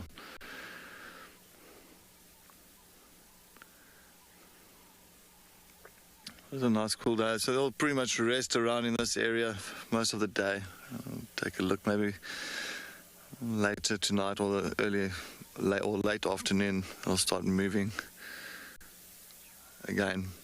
But very sooner or later, it's going to be very interesting with these 5 sub-adults as well in these areas, or the 5 sub-adult males. It's going to be interesting to see where they really start ending up, where they're going to get pushed to. Become nomadic males. 10 to 1 to 5 usually stick together. And we had big coalitions, just like the Mapochos, even Majingalans. You must remember, Majingalans started off as 5 males right in the beginning. And of course, that first day that the one got killed by Kinky Tail and Mr. T, and they ended up as 4. But it's always a case they can stay as 5, which will be very good. They'll have really a huge territory at that time. Sometimes you'll find that the males will break off. Once they start setting up territory, you'll find sometimes you'll have 3 will go one way, 2 will go another way, and they'll actually have boundaries or territories of their own, the 2 and the 3, and then it'll actually be like neighbors. So just kind of spreading that area much larger. I mean, taking an example where the 4 Mapochos were in the west and the other 2 were in the north. And I mean, they used to always call one another at night time and all that. So they do still know where the territories are. But I haven't seen the Avoca males yet for quite some time in this area. I know that it had dark mane about 2 weeks ago last. I think it was 2 weeks, a week and a half, 2 weeks ago. Question, Elsie. How much of the day is spent grooming, Elsie? Grooming. Elsie, good morning. Welcome to WildEarth. Yes, how much time is spent grooming in the day? No, not much. Look, they do allo grooming. They also groom themselves, but they also do allo grooming, so they groom one another just to keep that bond very tight and very kind of secure, between each other. But it's not like they groom the whole day, or they only really start grooming just before they start getting active. So that's usually like late afternoon, if they're just about to start moving off again and start heading out for a hunt or a patrol. They'll start grooming each other just to make sure that they all pretty much all ticks or fleas have taken off and they're all in good nick. But it's not like they groom the whole day or many hours. just like cats, many times you'll find just making sure that a lot of the fur is in place, the paws are nicely cleaned, and don't have too much pests on them. So many times you'll find, even like with the if they're on a kill, they'll end up with a lot of blood around the face, around the neck. And once they finish with that, sometimes you'll find they'll actually do like an allo grooming, where they'll actually just lick the remaining blood or the dry blood off the necks and the faces, just to clean one another, so it doesn't attract too much flies around the areas.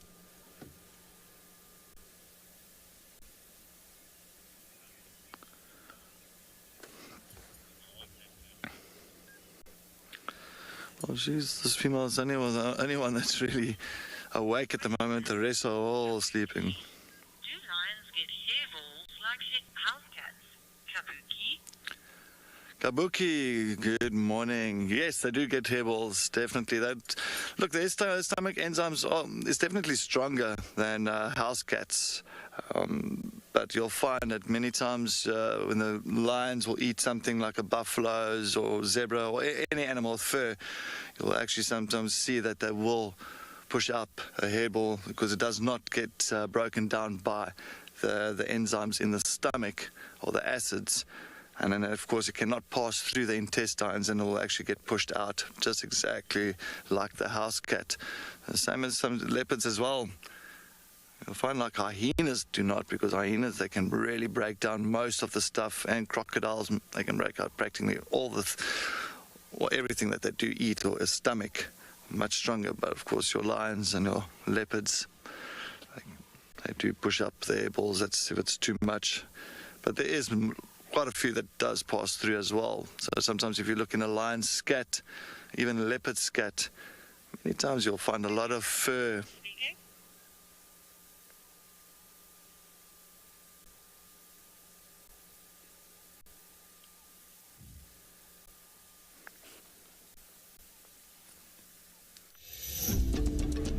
Do you dream of traveling to a far-flung wilderness location where life continues as normal? A place where you can escape to nature and breathe. If you become a WildEarth explorer, then this could soon become a reality. Subscribe today and stand a chance to win regular travel prizes.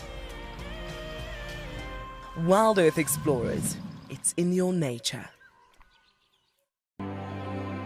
From the biggest land mammals to the silent and tall crossing the plains, the small burrowers to the waddlers on the rocks and the small creatures in the sea, all things bright and beautiful, all things great and small, our wildlife spans across the world. It's vital that we protect and preserve. Join us in celebrating the wildest side of life this March, as the 3rd marks World Wildlife Day. Guys, just watch what's happening. See, watch the elephants, watch the lions. See, the first ones to run are the cubs. Can you see them? They are right here. I'm not sure how scared you were, but I was quite nervous. But absolutely incredible. Expect the unexpected here on WildEarth daily. My favorite animal is a leopard, purely because I just think they are just the epitome of feline grace and power, and the way they can move about in any environment and remain hidden until they want to be seen, I just find incredibly intoxicating, and they're amazingly beautiful.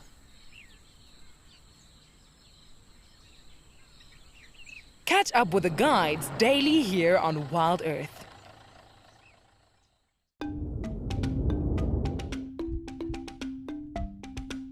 Identifying individual African penguins can be extremely challenging because at first glance, they all look the same. Identifying Duo, an African penguin with a double breastband, was extremely exciting for me. Less than 5% of the African penguin population has this unique variation in plumage. And I can't wait to share Duo's life with everyone on WildEarth.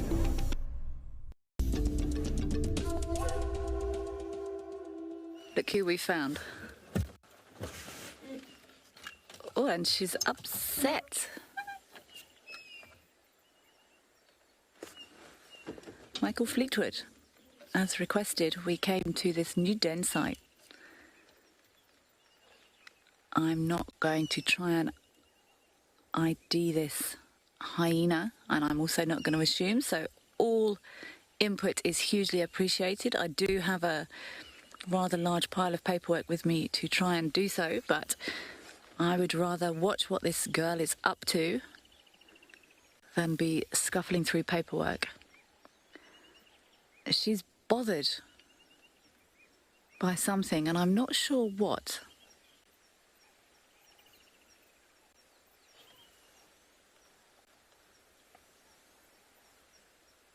There's definitely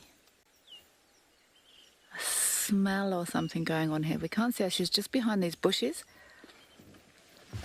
And if she is indeed a new mum, she's going to be a bit nervous if there's going to be any predators or threats coming near this den site. So I'm going to just give her some space. She's walking down to the road now.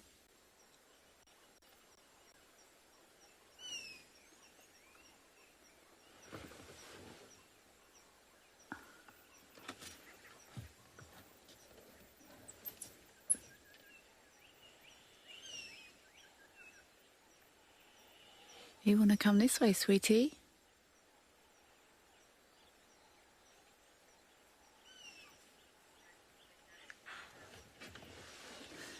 Natima, okay, we've got confirmation that this hyena is Natima. When we saw her on that mound, that is this new den site. But we saw her through the bushes, and then as I stopped, she sort of skirted around the den site there. And then she stood up on the den site, just up on the top.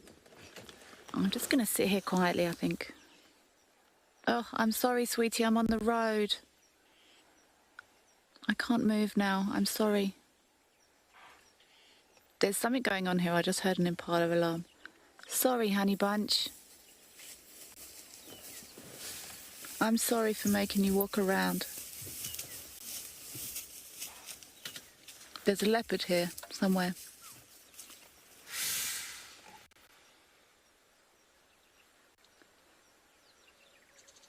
That's why she's upset. And there's impalas snorting off to our right-hand side. Okay, let's go. Let's go find out what's going on here. I'm not going into that den site at all. I'm not even going near it. She's left. And these cubs are very young. I'm definitely not going in there.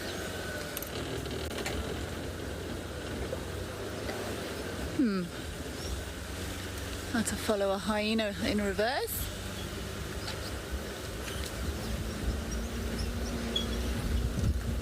So off to this side, as impalas. Alarm calling.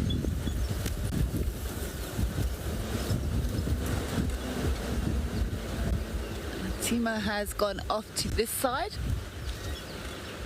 I don't want to disturb whatever it is that's going on here, so I'm going to get to this corner and we're going to have another listen.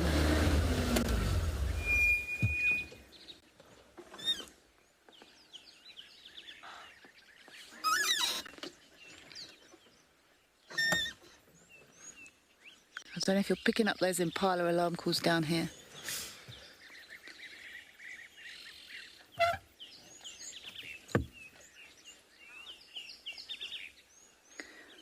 I'm going to send you back to JP while I try and work out exactly what's happening here. I think he might have found a shed snake skin.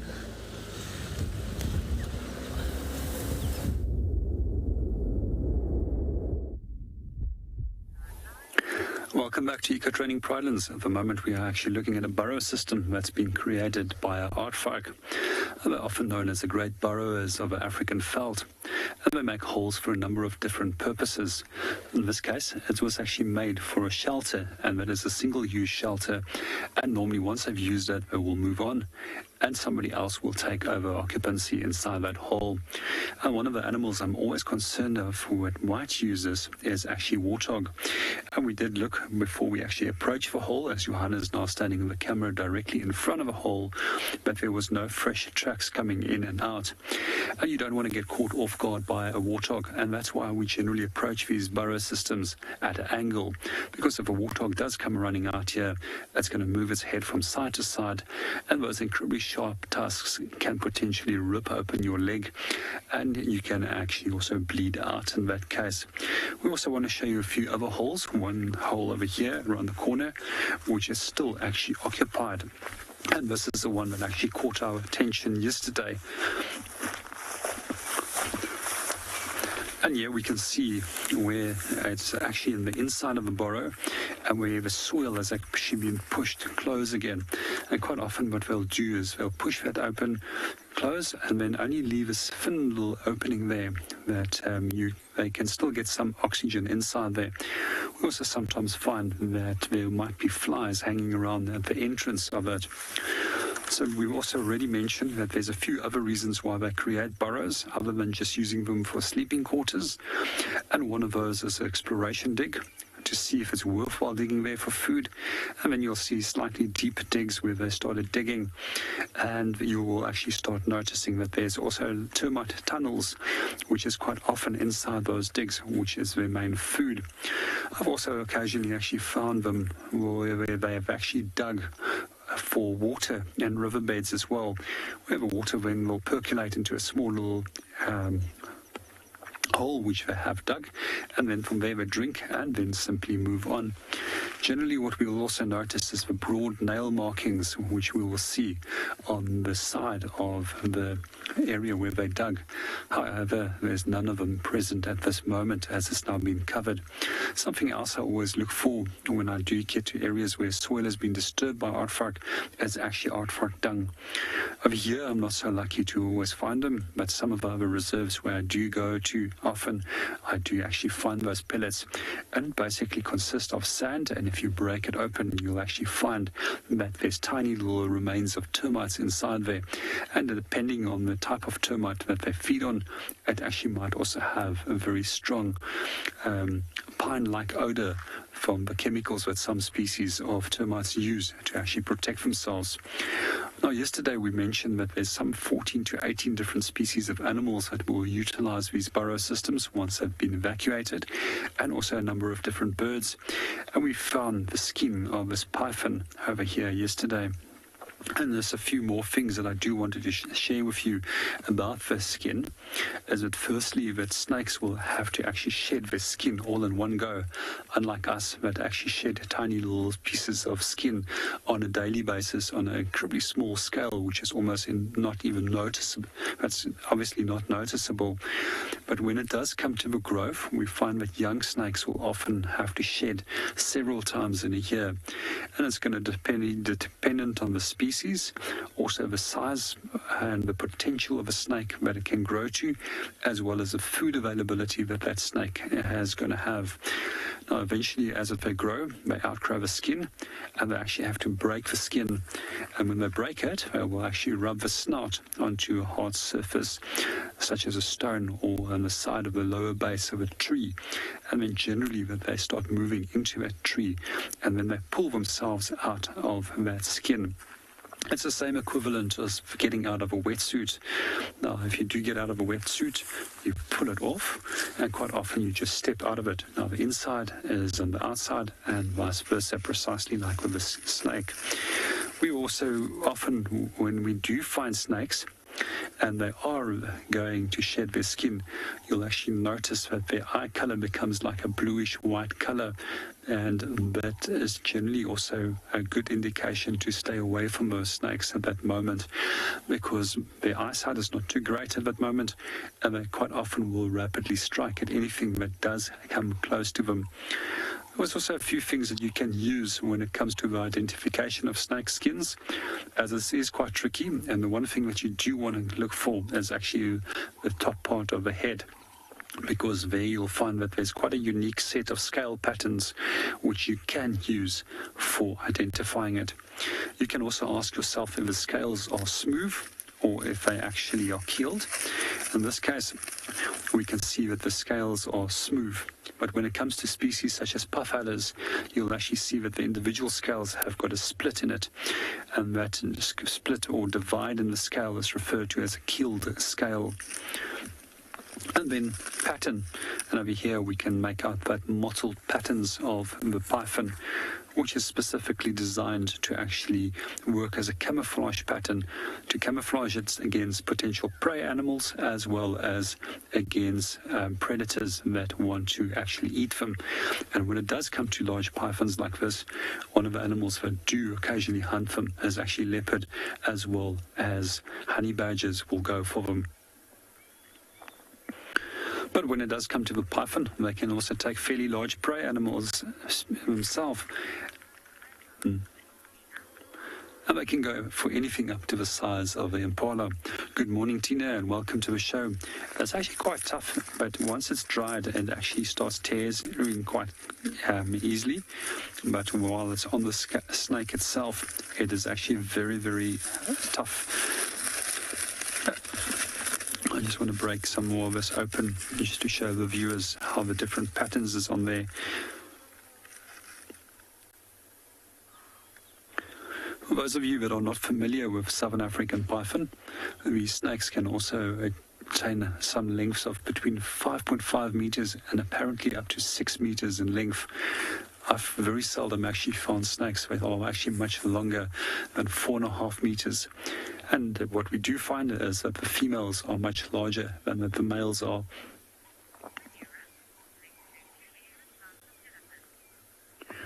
We're going to move on and go and see what else we can go and find on our walk. But in the meanwhile, let's go and see what Kelly is up to.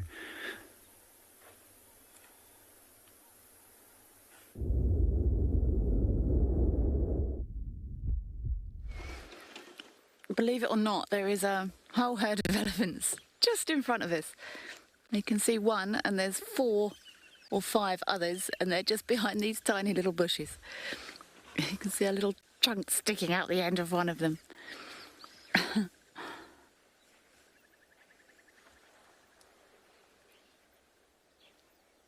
There's one hiding there. You wouldn't believe it that these huge animals can hide behind these tiny bushes. There's another one behind a bush on the right. And they're feeding here on these marulas. These impalas have stopped alarm calling. Yes, this girl has got beautiful tusks. Very long, thin tusks. The impalas stopped alarm calling. And we weren't that far from the dam, so I thought I'd come back to the dam just to keep an eye out. It's not uncommon. Oh, they're in a hurry. It's not uncommon for leopards to arrive at dams, so there's worse places to be. I'm going to reposition as soon as these elephants have decided on their route straight through the bush. And there's still an elephant here in this bush, so I'm just going to wait for this animal to move a little bit.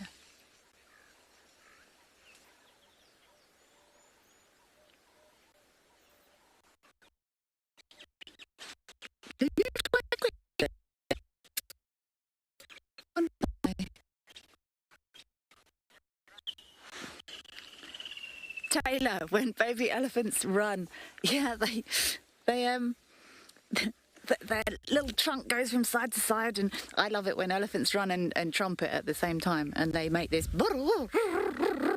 you can hear them running. And when the little ones run, their trunk goes from side to side, flaps around. They don't have brilliant control over their trunks when they're little, and it just sort of flails around in the wind. There's 2 youngsters here. I do want to reposition on this dam wall, but there's still a oakie in this bush here.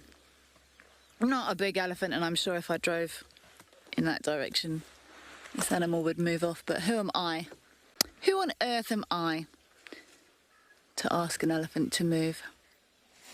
I'm going to hang around here at the dam for a bit, see if anyone turns up and maybe have a view of these elephants drinking.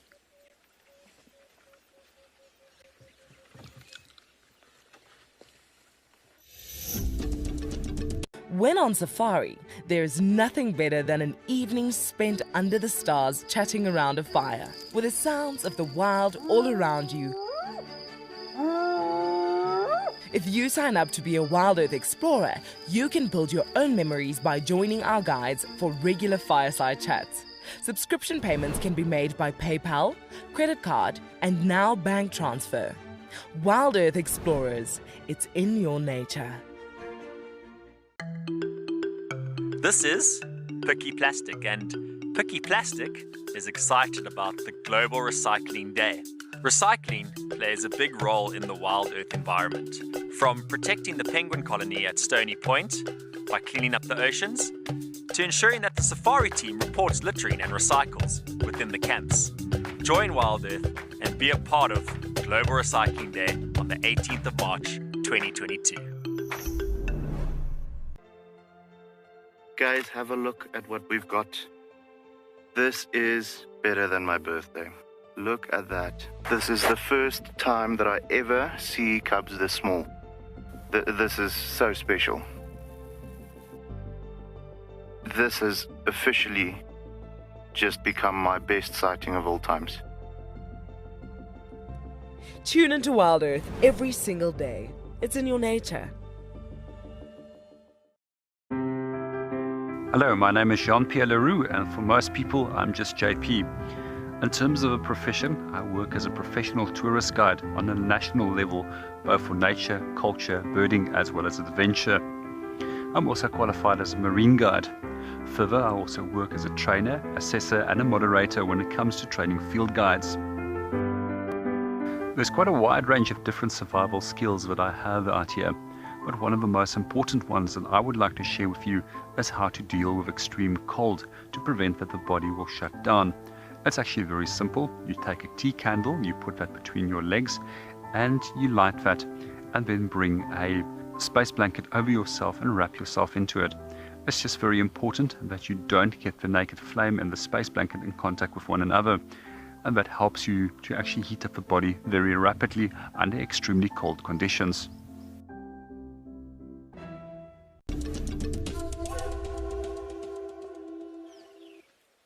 We've got a little bit of a standoff going on.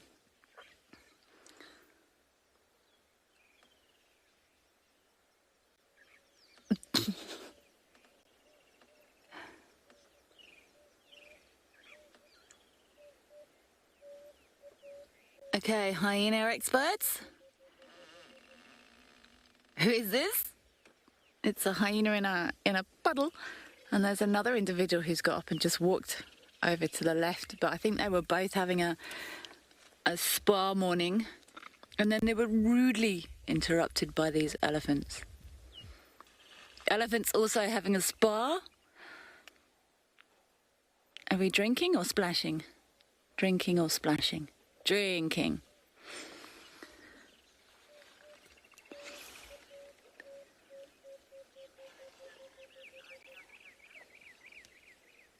But hyena just dunked its face under the water.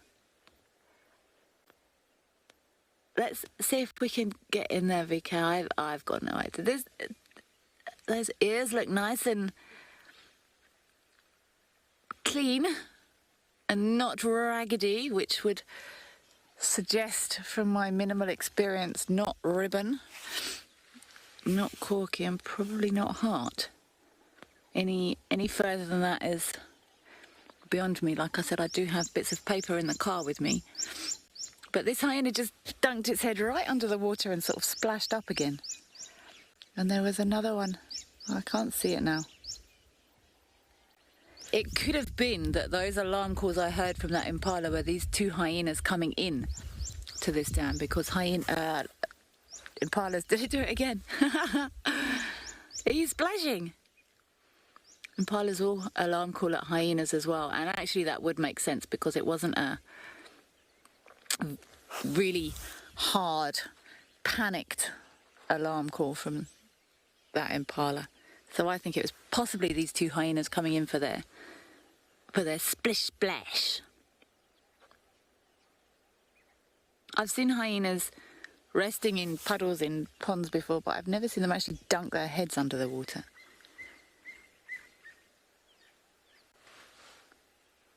And that elephant got within 20 meters of that hyena. Oh, okay, I've just had it fed through that this is heart. Okay, I was wrong. I thought heart had more jaggedy ears, but I trust you guys fully. Thank you so much for your help. Good morning, heart.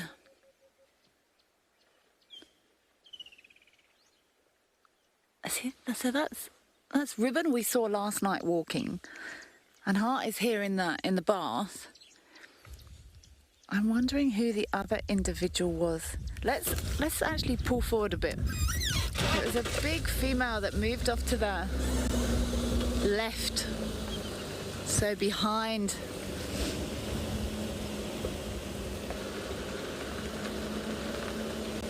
Let's see if we can't work it out.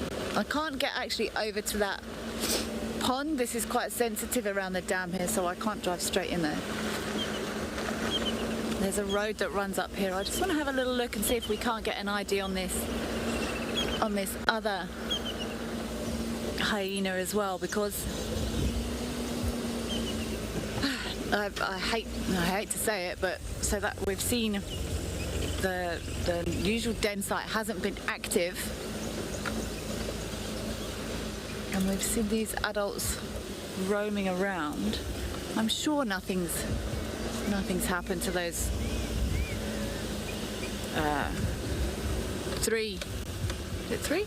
four between Corky and Ribbon, 4 cubs now. But I am curious as to which den site they've moved to. We are taking it in turns to go and check some of the previously used den sites to see if they haven't just relocated. I don't think we've had a visual of those cubs for a couple of days now. But I'm sure this is just Mum's having a spa day. Where did this big girl go? I'm sure she's in here on the right somewhere.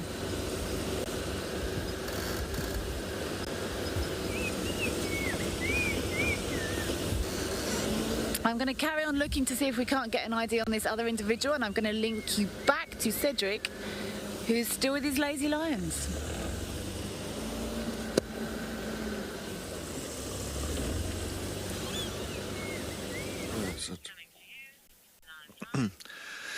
Welcome back, folks. Welcome back. Once again, I'm just going to throw my apology there. I did reposition. I did get a look at all the lines. It is the Telematis. It's not the Nkuhumas. It's the Telemati Pride. My apologies. I was at an angle where I couldn't really get to see all of them and make out, but that's why I was not too sure and not too clear on the female that was on the road earlier. But yes, as we did reposition, I definitely saw that it's 2 males or 2 young males and 6 females in this pride. So the Telemati Pride, fantastic. Guys, I'm not too familiar with the Telematis. I know that back in the days when I was in the north, we mainly worked around with the Nkuhumas and the Styx Pride and the Chalalas.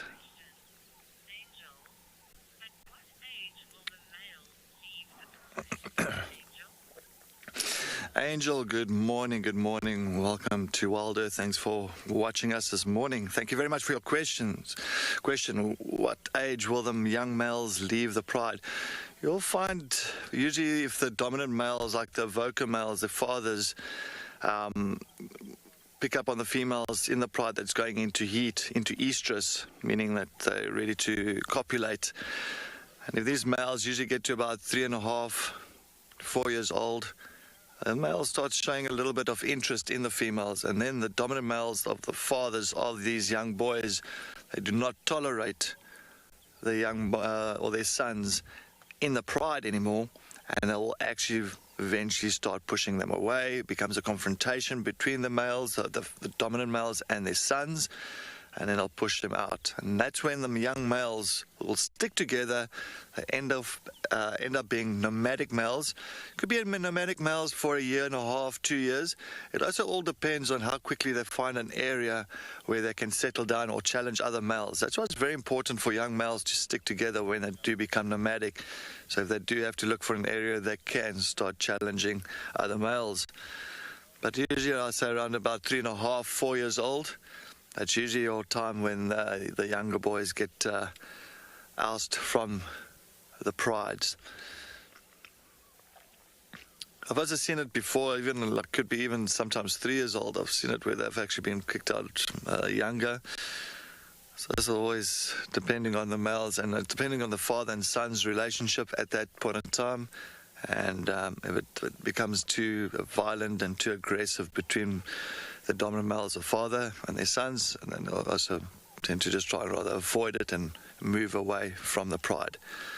And it end up becoming nomadic. But definitely these two young boys, the one is absolutely stunning. I was looking at him now. He's just got such the most beautiful, beautiful, beautiful black mane. So this one that we're looking at now is more of the ginger color. And the next to him, of course, the one we can't see his mane now, but the other one next to him, he's got the dark mane. Now I wonder if dark mane was not the from the evokers was the male that never mated with one of the females that had the male with this dark mane, because it's coming through. It's so young already and it's so dark. It's fantastic. And then you know he's going to be quite an impressive boy when he gets older. But interesting times. I mean, the Kuhumas have got 5 sub-adult males. The Telematis have got 2 sub-adult males. I can tell you now, this area is definitely going to be blooming with a lot of activity with dominance of male lions. Well, we sit here with the Telematis. Let's head back to Pinelands with JP. He's heading towards a termite mound.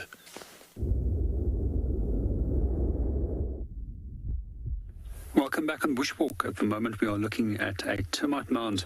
A little bit earlier we were also looking at termite mounds which have been breached by aardvark. However, we do think of it that aardvark often creates large holes in the termite mounds. They very seldom actually will kill off a colony, as they also want to maintain that colony in some way, and they never overexploit their source of food, so that that colony can re-establish itself and that there's always a sustainable meal for it around. But here we also see that this is most likely where the termite colony has now started going into collapses. There's no smooth edges onto the termite mound anymore. And this is most likely because of either ants that infiltrated the termite mound or possibly just old age of a queen. And we generally find that some queens are regarded to live to up to 50 or so years, and then they're replaced by a secondary and a tertiary queen. However, the secondary and the tertiary queens are fairly short-lived, and from there the whole colony will simply go into a collapse. One of the interesting things that I did want to point out about this whole termite mound is how it's actually shaped. And you can see over here flat surface, and then over here a fairly narrow section on the southern side. So when it does come to the east and the western axis, they tend to be much more flatter, and the reason why is that they want to absorb a greater amount of sun onto those sections.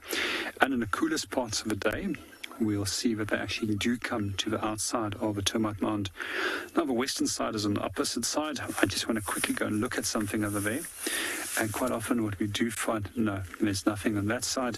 But generally when aardvark does breach a termite mound, they actually do so from the western side. And the reason, once again, because of the termites coming up close to the surface on the coldest parts of the night.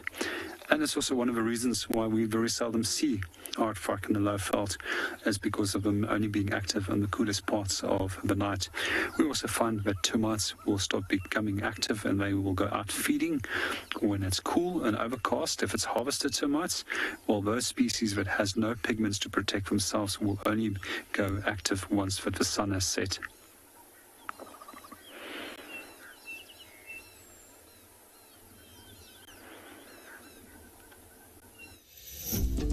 The peaceful surroundings, the nature. It's not something I can get in my homeland, so it's wonderful to be able to be live, with you guys and feel like you're actually there. If you want to go on safari with a WildEarth guide, whilst honing your bush knowledge and of course featuring in one of our shows, then head over to our website. With wild dogs, wonderful, absolutely wonderful. We don't always get to see those, so that's just been amazing. Sign up to be a WildEarth explorer and you could be making your first ever on-screen appearance. I wanted to be part of the support of WildEarth. It brings so much to everybody, and everything has brought so much to me, especially, got me through some difficult times myself. I found WildEarth shortly before I was going to go through some things in my own personal life, and it's what got me through, and I know that's a story for many, many, many people, so it's important to me to provide support to that.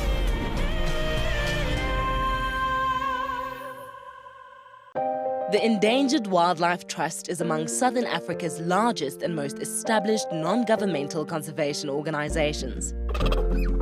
Our strategic vision centers on saving species, conserving habitats, and benefiting people. In 2021, the EWT secured habitats, reintroduced African wild dogs and cheetahs into reserves across Southern Africa, and created vulture-safe zones to reduce major threats to vultures, such as poisoning and electrocution. On the 3rd of March 2022, we celebrate World Wildlife Day under the theme Recovering Key Species from Ecosystem Restoration. Standing strong alongside our partners, donors, supporters and friends, the EWT staff have achieved remarkable gains for conservation. Thank you for helping us protect forever together. This warthog is in big trouble. He's got elephants all around. What are you going to do there, big guy? What are you going to do? Oh, he's pretty brave though. Oh man, he's not even moving. Look, that elephant is trying his best, but that warthog ain't budging.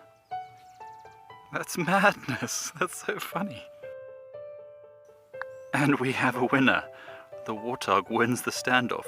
Expect the unexpected here on WildEarth daily.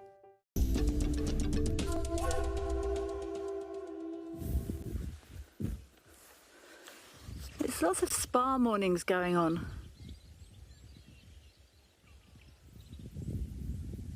Is she gonna... I think she's drinking. Ew, you're drinking out of the water you're gonna sit in? Drinking out your bath water?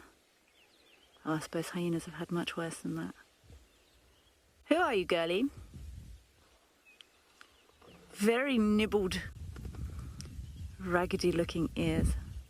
And I really must get some new ear images soon. I think she's gonna lay down. Feel free to interject with your hyena ideas. It would be incredibly helpful for me. It's so nice to have such expert advice out there from all of you. It really does help me out.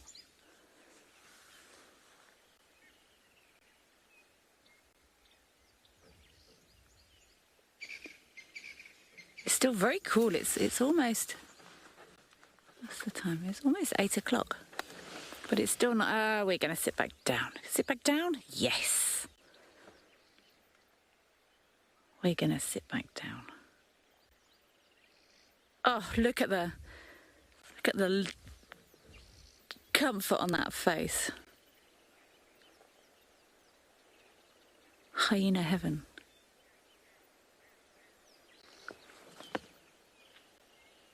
I'm going to sit with this girl for a couple more minutes.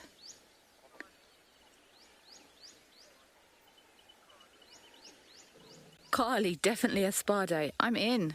I'm there. Well, not there. I'm not going in there.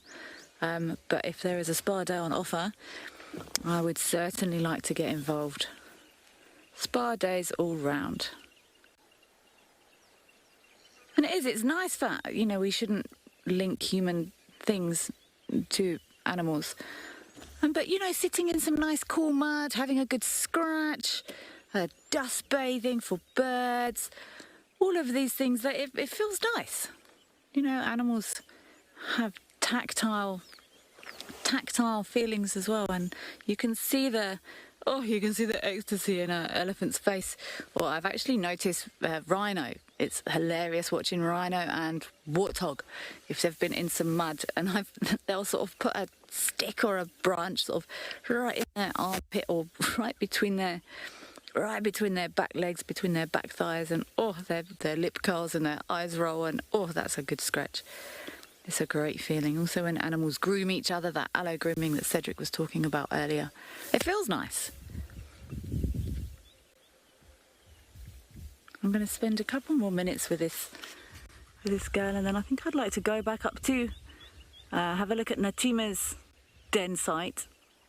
I wasn't going to... She sort of did a loop, came off the road. I think maybe she established that the impala was alarm calling at possibly these two animals coming into the dam. And she looped back off the road and went back to her den site. So I just want to pop in there and see what she's up to in there. But it's so nice to watch these animals. It's a tough life out here, you know? You have to hunt and not get hunted, and all of these animals here. It's not an easy life. Territorial disputes and keeping babies safe and all sorts, and it's actually really nice to see them relax. And yeah, she'll be wanting to get sort of ticks and parasites or anything off her skin, but also just enjoying the water. I'm going to head back up to this den site and see what's happening up here now.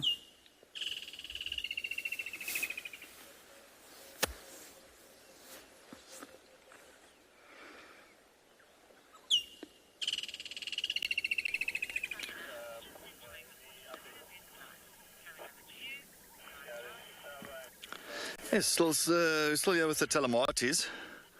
They're all just really repositioned, or quite a few of them repositioned. Still got one of the young males still lying on the road. Just doing a little bit of cleaning. Most probably he'll get up very soon and head up to where the rest are. End up with a bit of what they call it, a puddle of lions.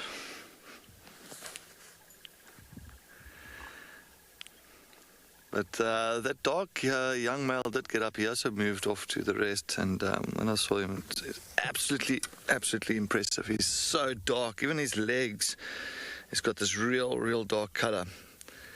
So, yeah, that's definitely a one to watch. One of those beautiful lions again. One of the younger females here as well that we just... taking a look. I think she's also getting ready to maybe get up. Always a clear sign, a bit of grooming and cleaning. Always just to make sure, typical cats, that they're all nice and all free of insects or ticks, and their furs and their coat is all kept in good condition.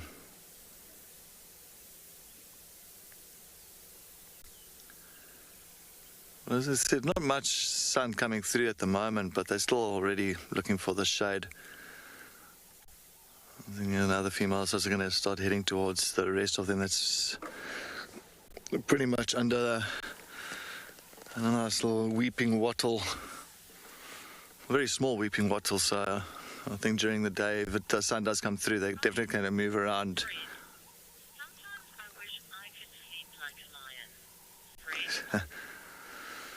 Fred, good morning. Me too. I also wish I could sleep like a lion during the daytime. It just seems like they can just plonk themselves down and pass out. It is. It looks very relaxing. It does. As I say, lazy as a lion. But you must also remember, I always tell people think, lions are so lazy. But you must remember, at night time while we are sleeping, they are moving and they are patrolling, they are hunting. So, at night time they do their business, and daytime we do our business. So we kind of share our 24 hours. So yeah, but they do look very comfortable, especially finding a little spot like that in the shade and relaxing. It does look very inviting. I just want to lie between them, but of course that won't be a good idea. Off, and this young male giving us a bit of a a smile there.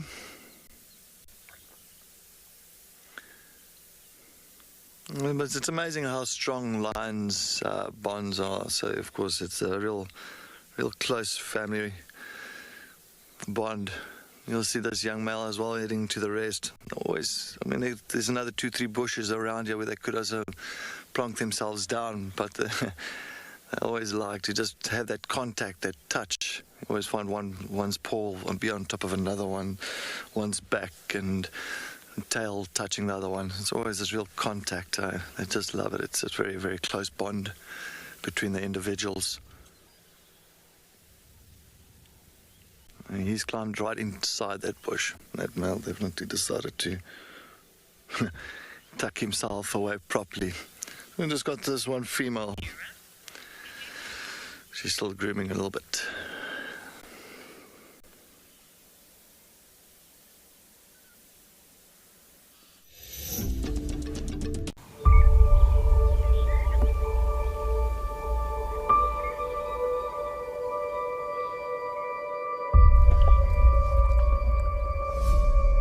Look at that.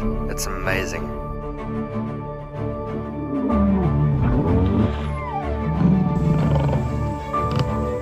Wow. Hey. And 5, 4, 3, 2, 1. Live. Oh, that's cool. Just in there. And the black mamba's going up the tree and the mongoose is attacking it. She's gonna pounce again.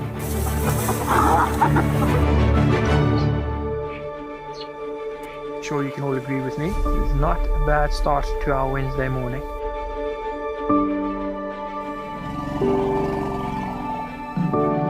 Something that I have never seen before in my entire life that you are now watching live. Look at that. It's just beautiful. Fantastic display by a little herd of springbuck. How is this view? My heart is in my mouth, everybody. Amazing, they've locked their tusks together. You can hear the cracking branches.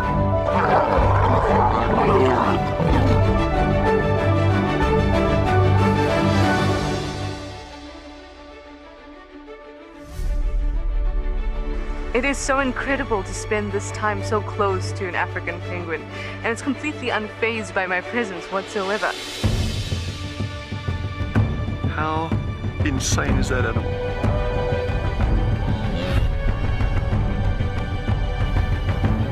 Amazing.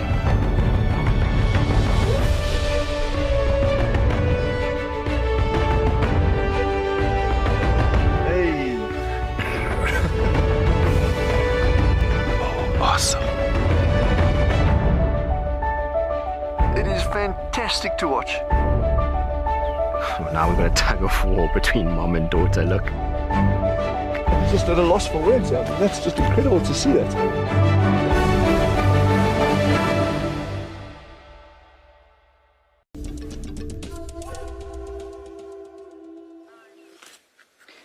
So I've just come back to this relatively new den site, and I think it's probably Natima back here in the grass.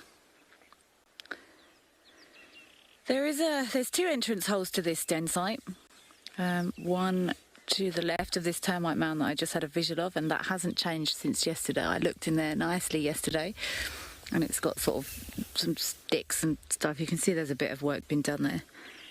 But it looks the same as it did yesterday. So to me, I think she's probably using the entrance hole on the right-hand side.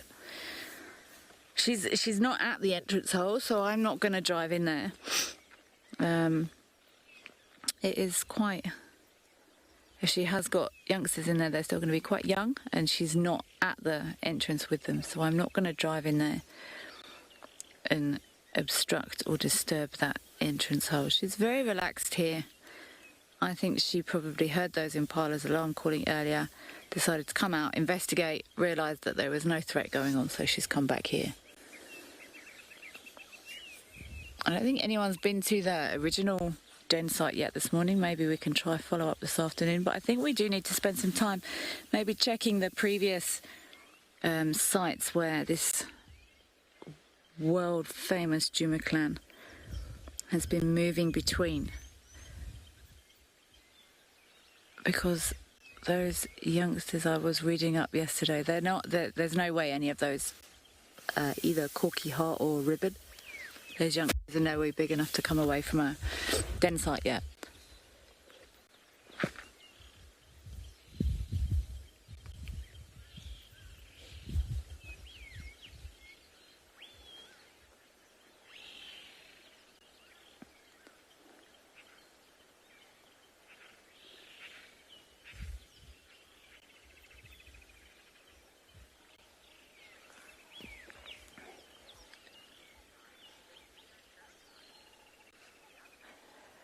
Victoria, do you think there are more den sites that we don't know about? Yes, if I'm honest. There's so many termite mounds through this property, and it's not an enormous property, but there are so many big termite mounds, and these hyenas could be using any of them, to be honest. Any of them could have been excavated and refurbished to make beautiful little homes for these guys. So I think yes. The only way to really be sure is just to spend, probably it's a tough decision. As I'm sure you all know now, I'm very anti-disturbance, and one way of establishing if there was any unknown den sites in use would be to drive to them all and check all of them in a vehicle. But if there's, I don't know, I'm guessing there's 40 big termite mounds on this property, that's 40 times you would need to off-road to a termite mound to look and then come back out. That's quite a lot of off-roading. I do try and avoid off-roading as much as I can because, this stuff lives in the grass, tortoises and lizards and insects, and even the grass itself. Grass normally bounces back, but sometimes there's little growing trees that you don't see. So I personally try to avoid off-roading as much as possible. Or the other option would be to walk the property to avoid any vehicle damage. But then people on foot is also quite a big disturbance for these animals. While they're used to the vehicles, you're damaging the terrain. But if you walk into these den sites and, one of them is in use, they're going to get a huge fright. Animals react very differently to humans on foot to they do to vehicles. So I don't know how we'd find out, but it wouldn't surprise me at all if there are den sites that we don't know about here. Which is, in a way, I think it's nice.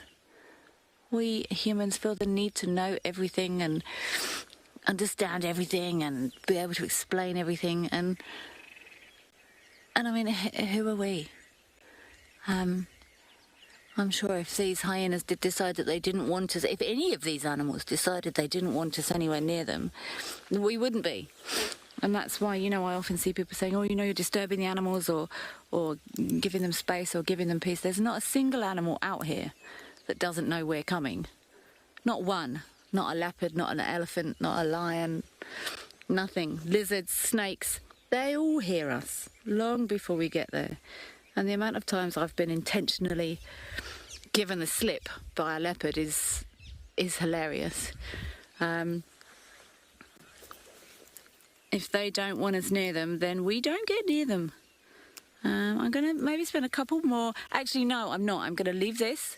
I'm going to leave this girl here in peace, and I'm going to see if there's no signs of Miss Talamba up near quarantine. And I'm going to hand you back to Cedric with his snoozy lions.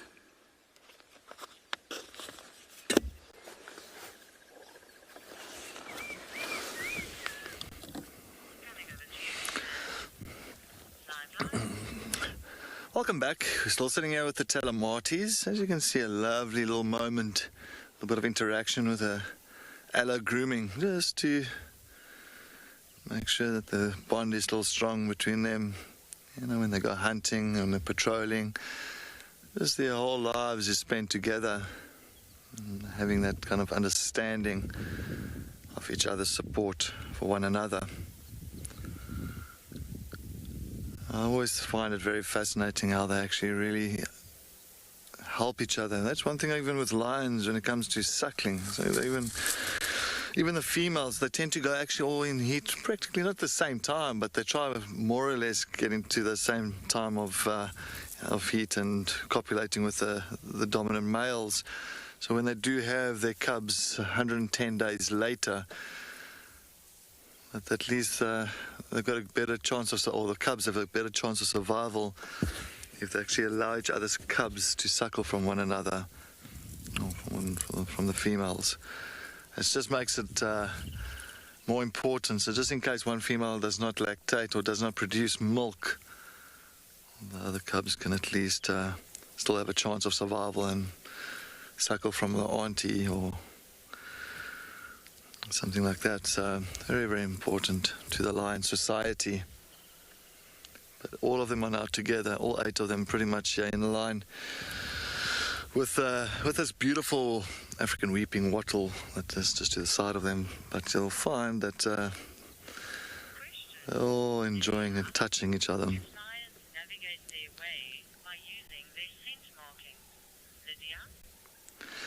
Lydia, good morning. Welcome to WildEarth. Yes, they do navigate by scent marking. Definitely, that is one of the ways. But you must also remember they also know their areas. It's just like you know your garden and you know your house in that area. It's the same as lions. They know exactly their territory and where's the closest waterhole to their territory and where they are at that point of time. So it's also to do with scent marking, definitely, I agree. But it's also to do with they do know visually, they know their area pretty well. They know which roads are going down. They know which areas will be the best places to end up for the day or for the late afternoon or the late morning naps and all that. So that's very, very important to them. So it's just like us knowing our area. Even your cats and your dogs at home, if you look at them, they know where to go. They know which window to pass through and which window will be open just wide enough for them just to sneak out of. So same thing. But of course, this is just done in a great and a vast area. So it is amazing how they learn and know their way around in their territory. It's such phenomenal. Sometimes I've seen it with leopards as well. They can pinpoint exactly their direction and which tree will be the best to, if they make a kill. Sometimes they'll choose a complete different tree and maybe a better tree just to kind of hoist a kill, and they know exactly where and which direction to go, and it doesn't take them long to work that out.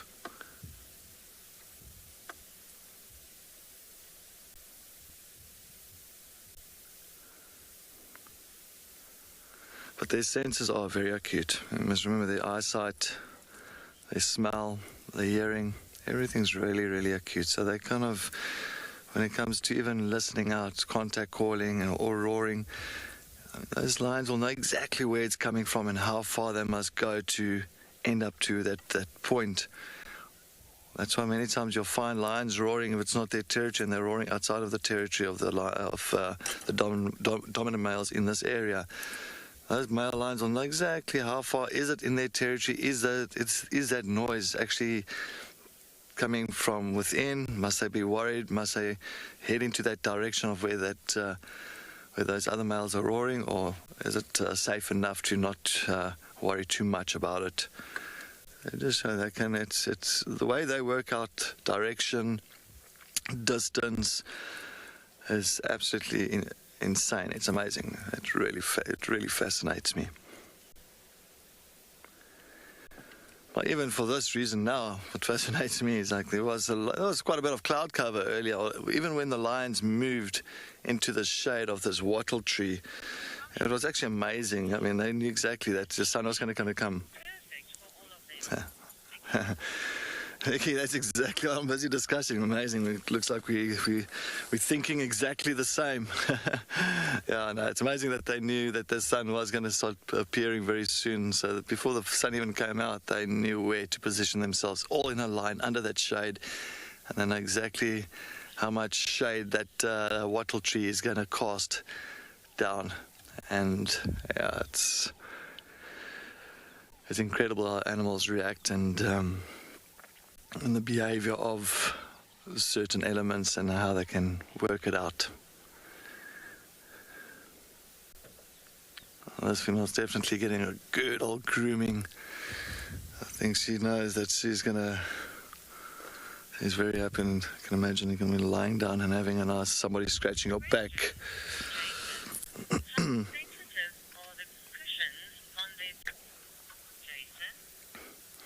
Jason, good morning.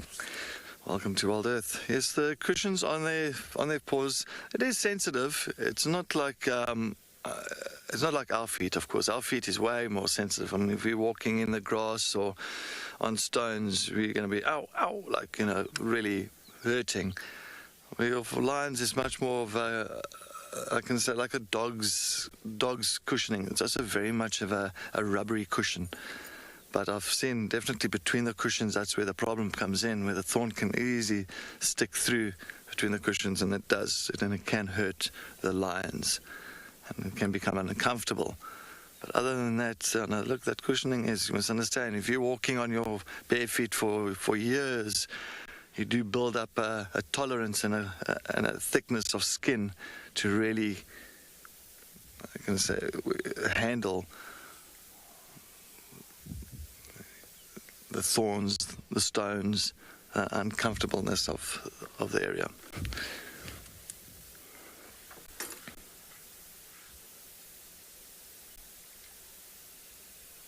This young male is deciding where can he fit in here on this shady spot. Where's the best spot for him? Oh, he just wants a bit of a groom. That poor female's grooming everybody.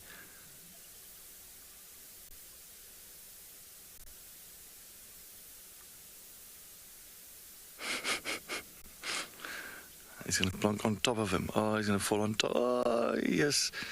Oh, my God.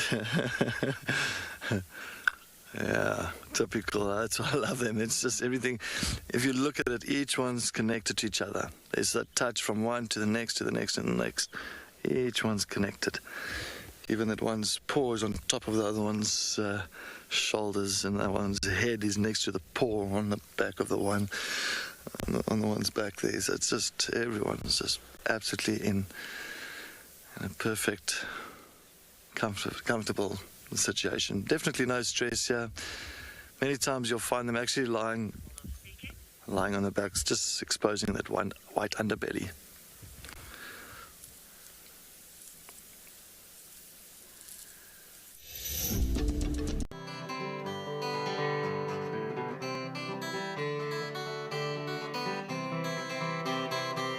Hello, how are you? We baba swatika emsabeni, we baba babansati banhlupha, we baba abafika endlini yami awungathi bangafike kathithimela, we baba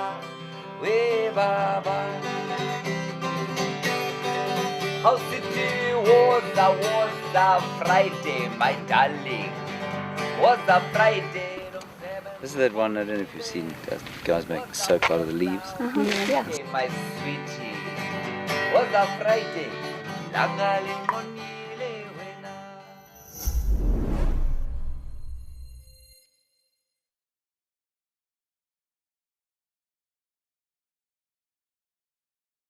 Pangolin, known as the respected, wise old man of the African bush, is said to be a symbol of good luck and the bringer of rain.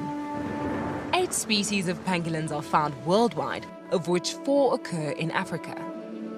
This mysterious creature is now the most poached animal on our planet. The African Pangolin Working Group will strive towards the conservation and protection of the African pangolin species and the habitat they live in. The African Pangolin Working Group has been mandated by the Department of Forestry, Fisheries and the Environment to assist and support with the retrieval, release process and the research of pangolins in South Africa. Each rescued pangolin is assessed, treated and rehabilitated by an experienced team of veterinarians and rehabilitation specialists. We can ensure the survival of the species. Together, we can make a difference. This is incredible. Looks like vervet monkeys do sometimes go for swims. I heard something splash, but we couldn't see what it was in the long grass. Now I just saw that thing swimming there. This is incredible. I hope it gets to the bank. There are crocodiles in this dam. And it looks like, you see that monkey climb up into the tree? Wow. Expect the unexpected here on WildEarth daily.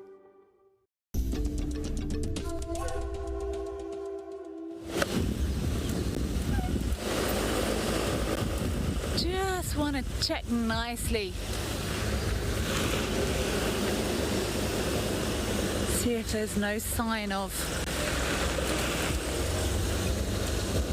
any leopard kills, any drag marks. What's that?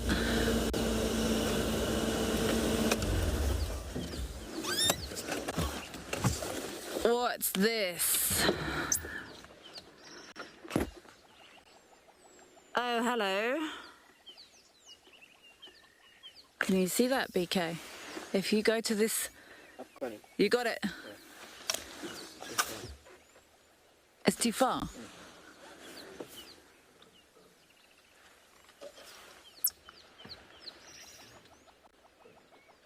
You see in the...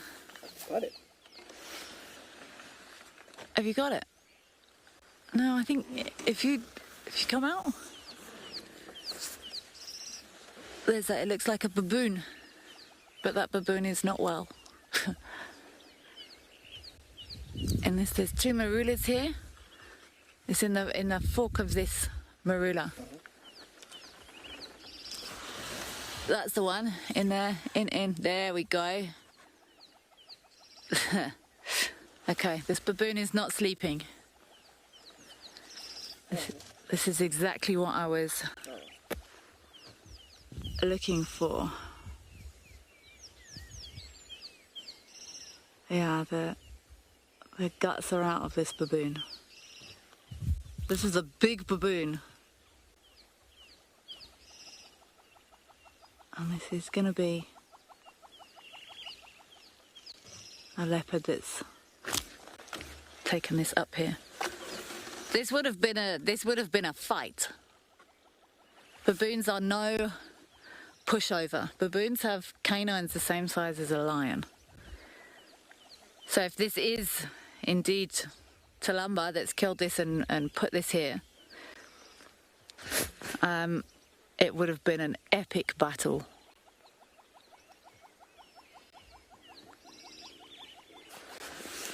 I'm just gonna... What I am thinking is... I'm just gonna drive up the road a little bit and see if there's a clear gap in here. Well, that's interesting. I would advise, if I do get a clear gap in here, it is a dead baboon in a tree, so if anyone is upset, look away.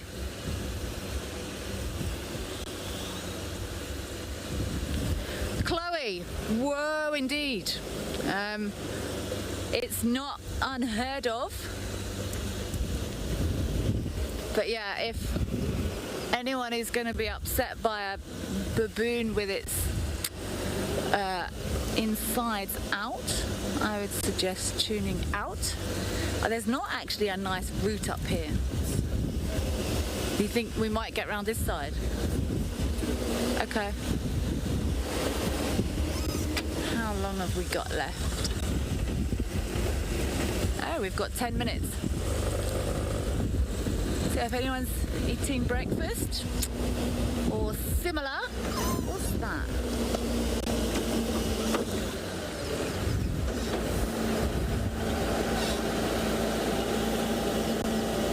But, I think that looks like quite a... I don't think I want to look at that. I think that's fairly unpleasant, either leopard or lion poop.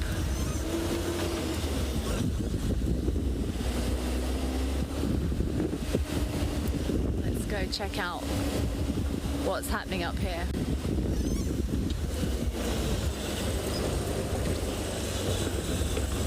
Sensitive viewers, look away. It is nature. It's not nice to see, but it is a very important thing that we show you the whole circle of life here.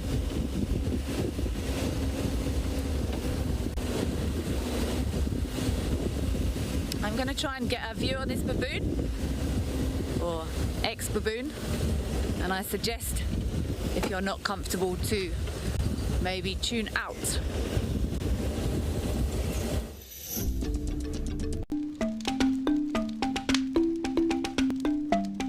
Nothing beats sitting around a campfire at night whilst on safari, listening to the calls of the wild and chatting to your guide. If you sign up to be a WildEarth explorer, then you can enjoy this from the comfort of your home. Imagine hearing bush stories from your favorite WildEarth guide and reliving their highs and lows of a life spent in the wild. Every month, WildEarth explorers will be treated to an exclusive fireside chat, special occasions, hot topics, and deep dives into the WildEarth characters. Everything else is just welling up inside of you out in nature. You know, some people think I'm weird, but I have an absolute joy. I have a good time. No, I enjoyed myself thoroughly today. WildEarth explorers, it's in your nature. Cape Nature is the chief custodian of the Western Cape of South Africa's natural environment. This highly successful organization strives to conserve the province's natural heritage to ensure a sustainable future. Besides nurturing nature, Cape Nature offers an authentic ecotourism experience to local and international visitors. And one of these experiences is walking amongst the penguins at Stony Point, or as we know it, Penguin Beach. WildEarth broadcasts live from here every day and is very privileged to be partnered with Cape Nature, who have focused their conservation efforts here. If you want to visit these iconic black and white African penguins for yourself, then head over to our website to find out more. Cape Nature. Conserve, explore, experience.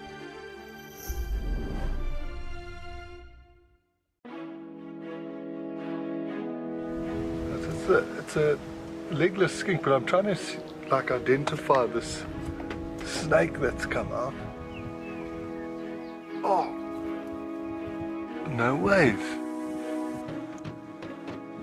It's decided to leave.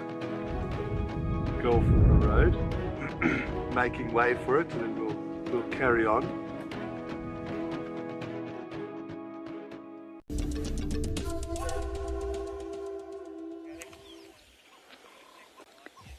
So we've looped around here to have a look at this dead baboon.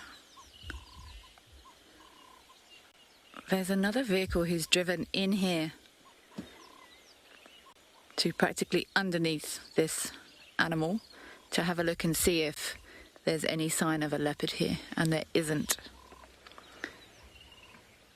So while it is interesting to see, I've made the executive decision to not go in here and let you stare into the cold dead eyes of a dead baboon. It is nature, but we don't necessarily need to see it up close.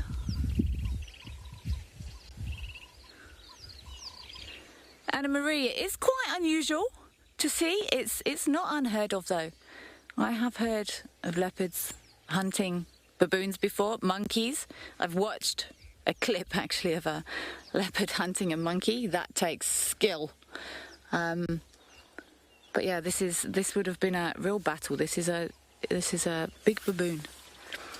And there is apparently a drag mark of something else not too far from here, but someone else has been trying to follow up for over an hour now as to where this second drag mark actually leads to, and it goes down into the drainage line very close to camp, which is incredibly thick, and they couldn't get down there to either on foot or with a vehicle to try and work out what was happening there.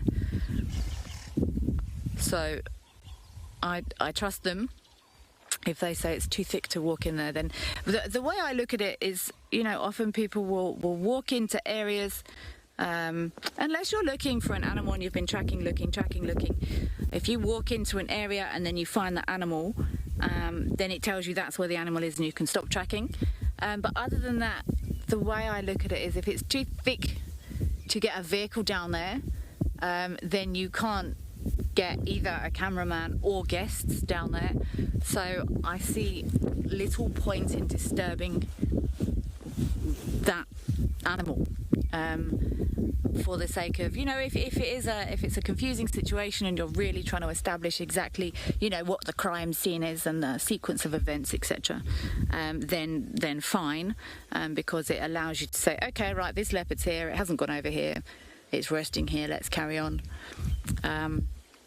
But yeah, it's literally 3 minutes from camp, not even 3 minutes from camp. So I'm going to be very interested to come back here later. It is... they say carnivores don't hunt carnivores, which I've seen leopards with genets in trees before, which is not technically a carnivore, but it's certainly not a herbivore. And baboons also omnivores. Baboons will hunt, so it's not unheard of. But maybe if this is Talamba, she's been trying the impala here for a little while now,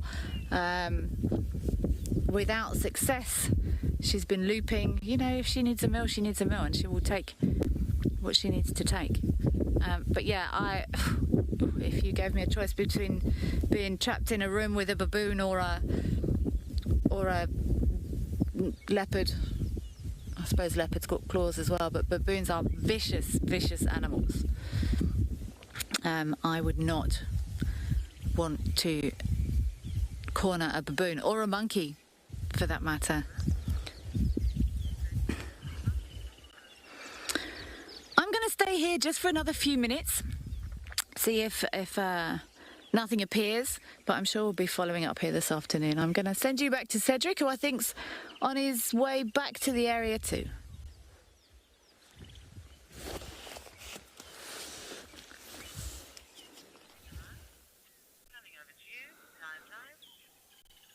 Hey folks, I just left Hart now. She just moved away from the dam itself, but when she moved away, she did look back again further, and we did, Craig and myself, we did hear, it sounded like an elephant, an angry elephant, just further west, or sorry, further east from Treehouse Dam. And I'm just stopped here now quickly. I'm just trying to listen out, if you can pick up on that noise again, but yeah. It was one of those things where it's like, it sounded like an angry elephant, but then again, it also sounded, there was a bit of a difference to it. Definitely something's around the area, yeah. And if it is an angry elephant, what is making it angry?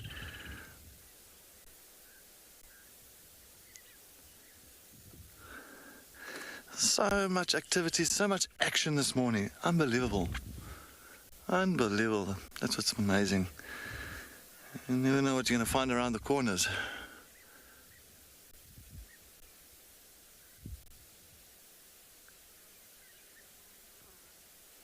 We did hear it once or twice.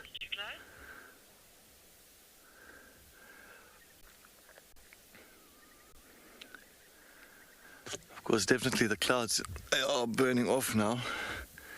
Well, most of it's burned off. And the sun is definitely coming through.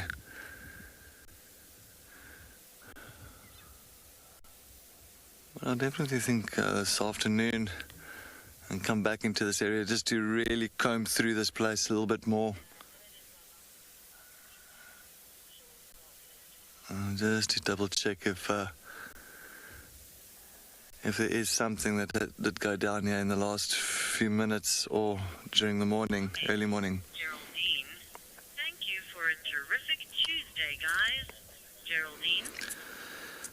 Geraldine, good morning, good morning. Thank you very much for joining us on WildEarth. Yes, it is an absolutely amazing morning, yeah, a Tuesday morning for all of us. I think we can't ask for a better start for a Tuesday.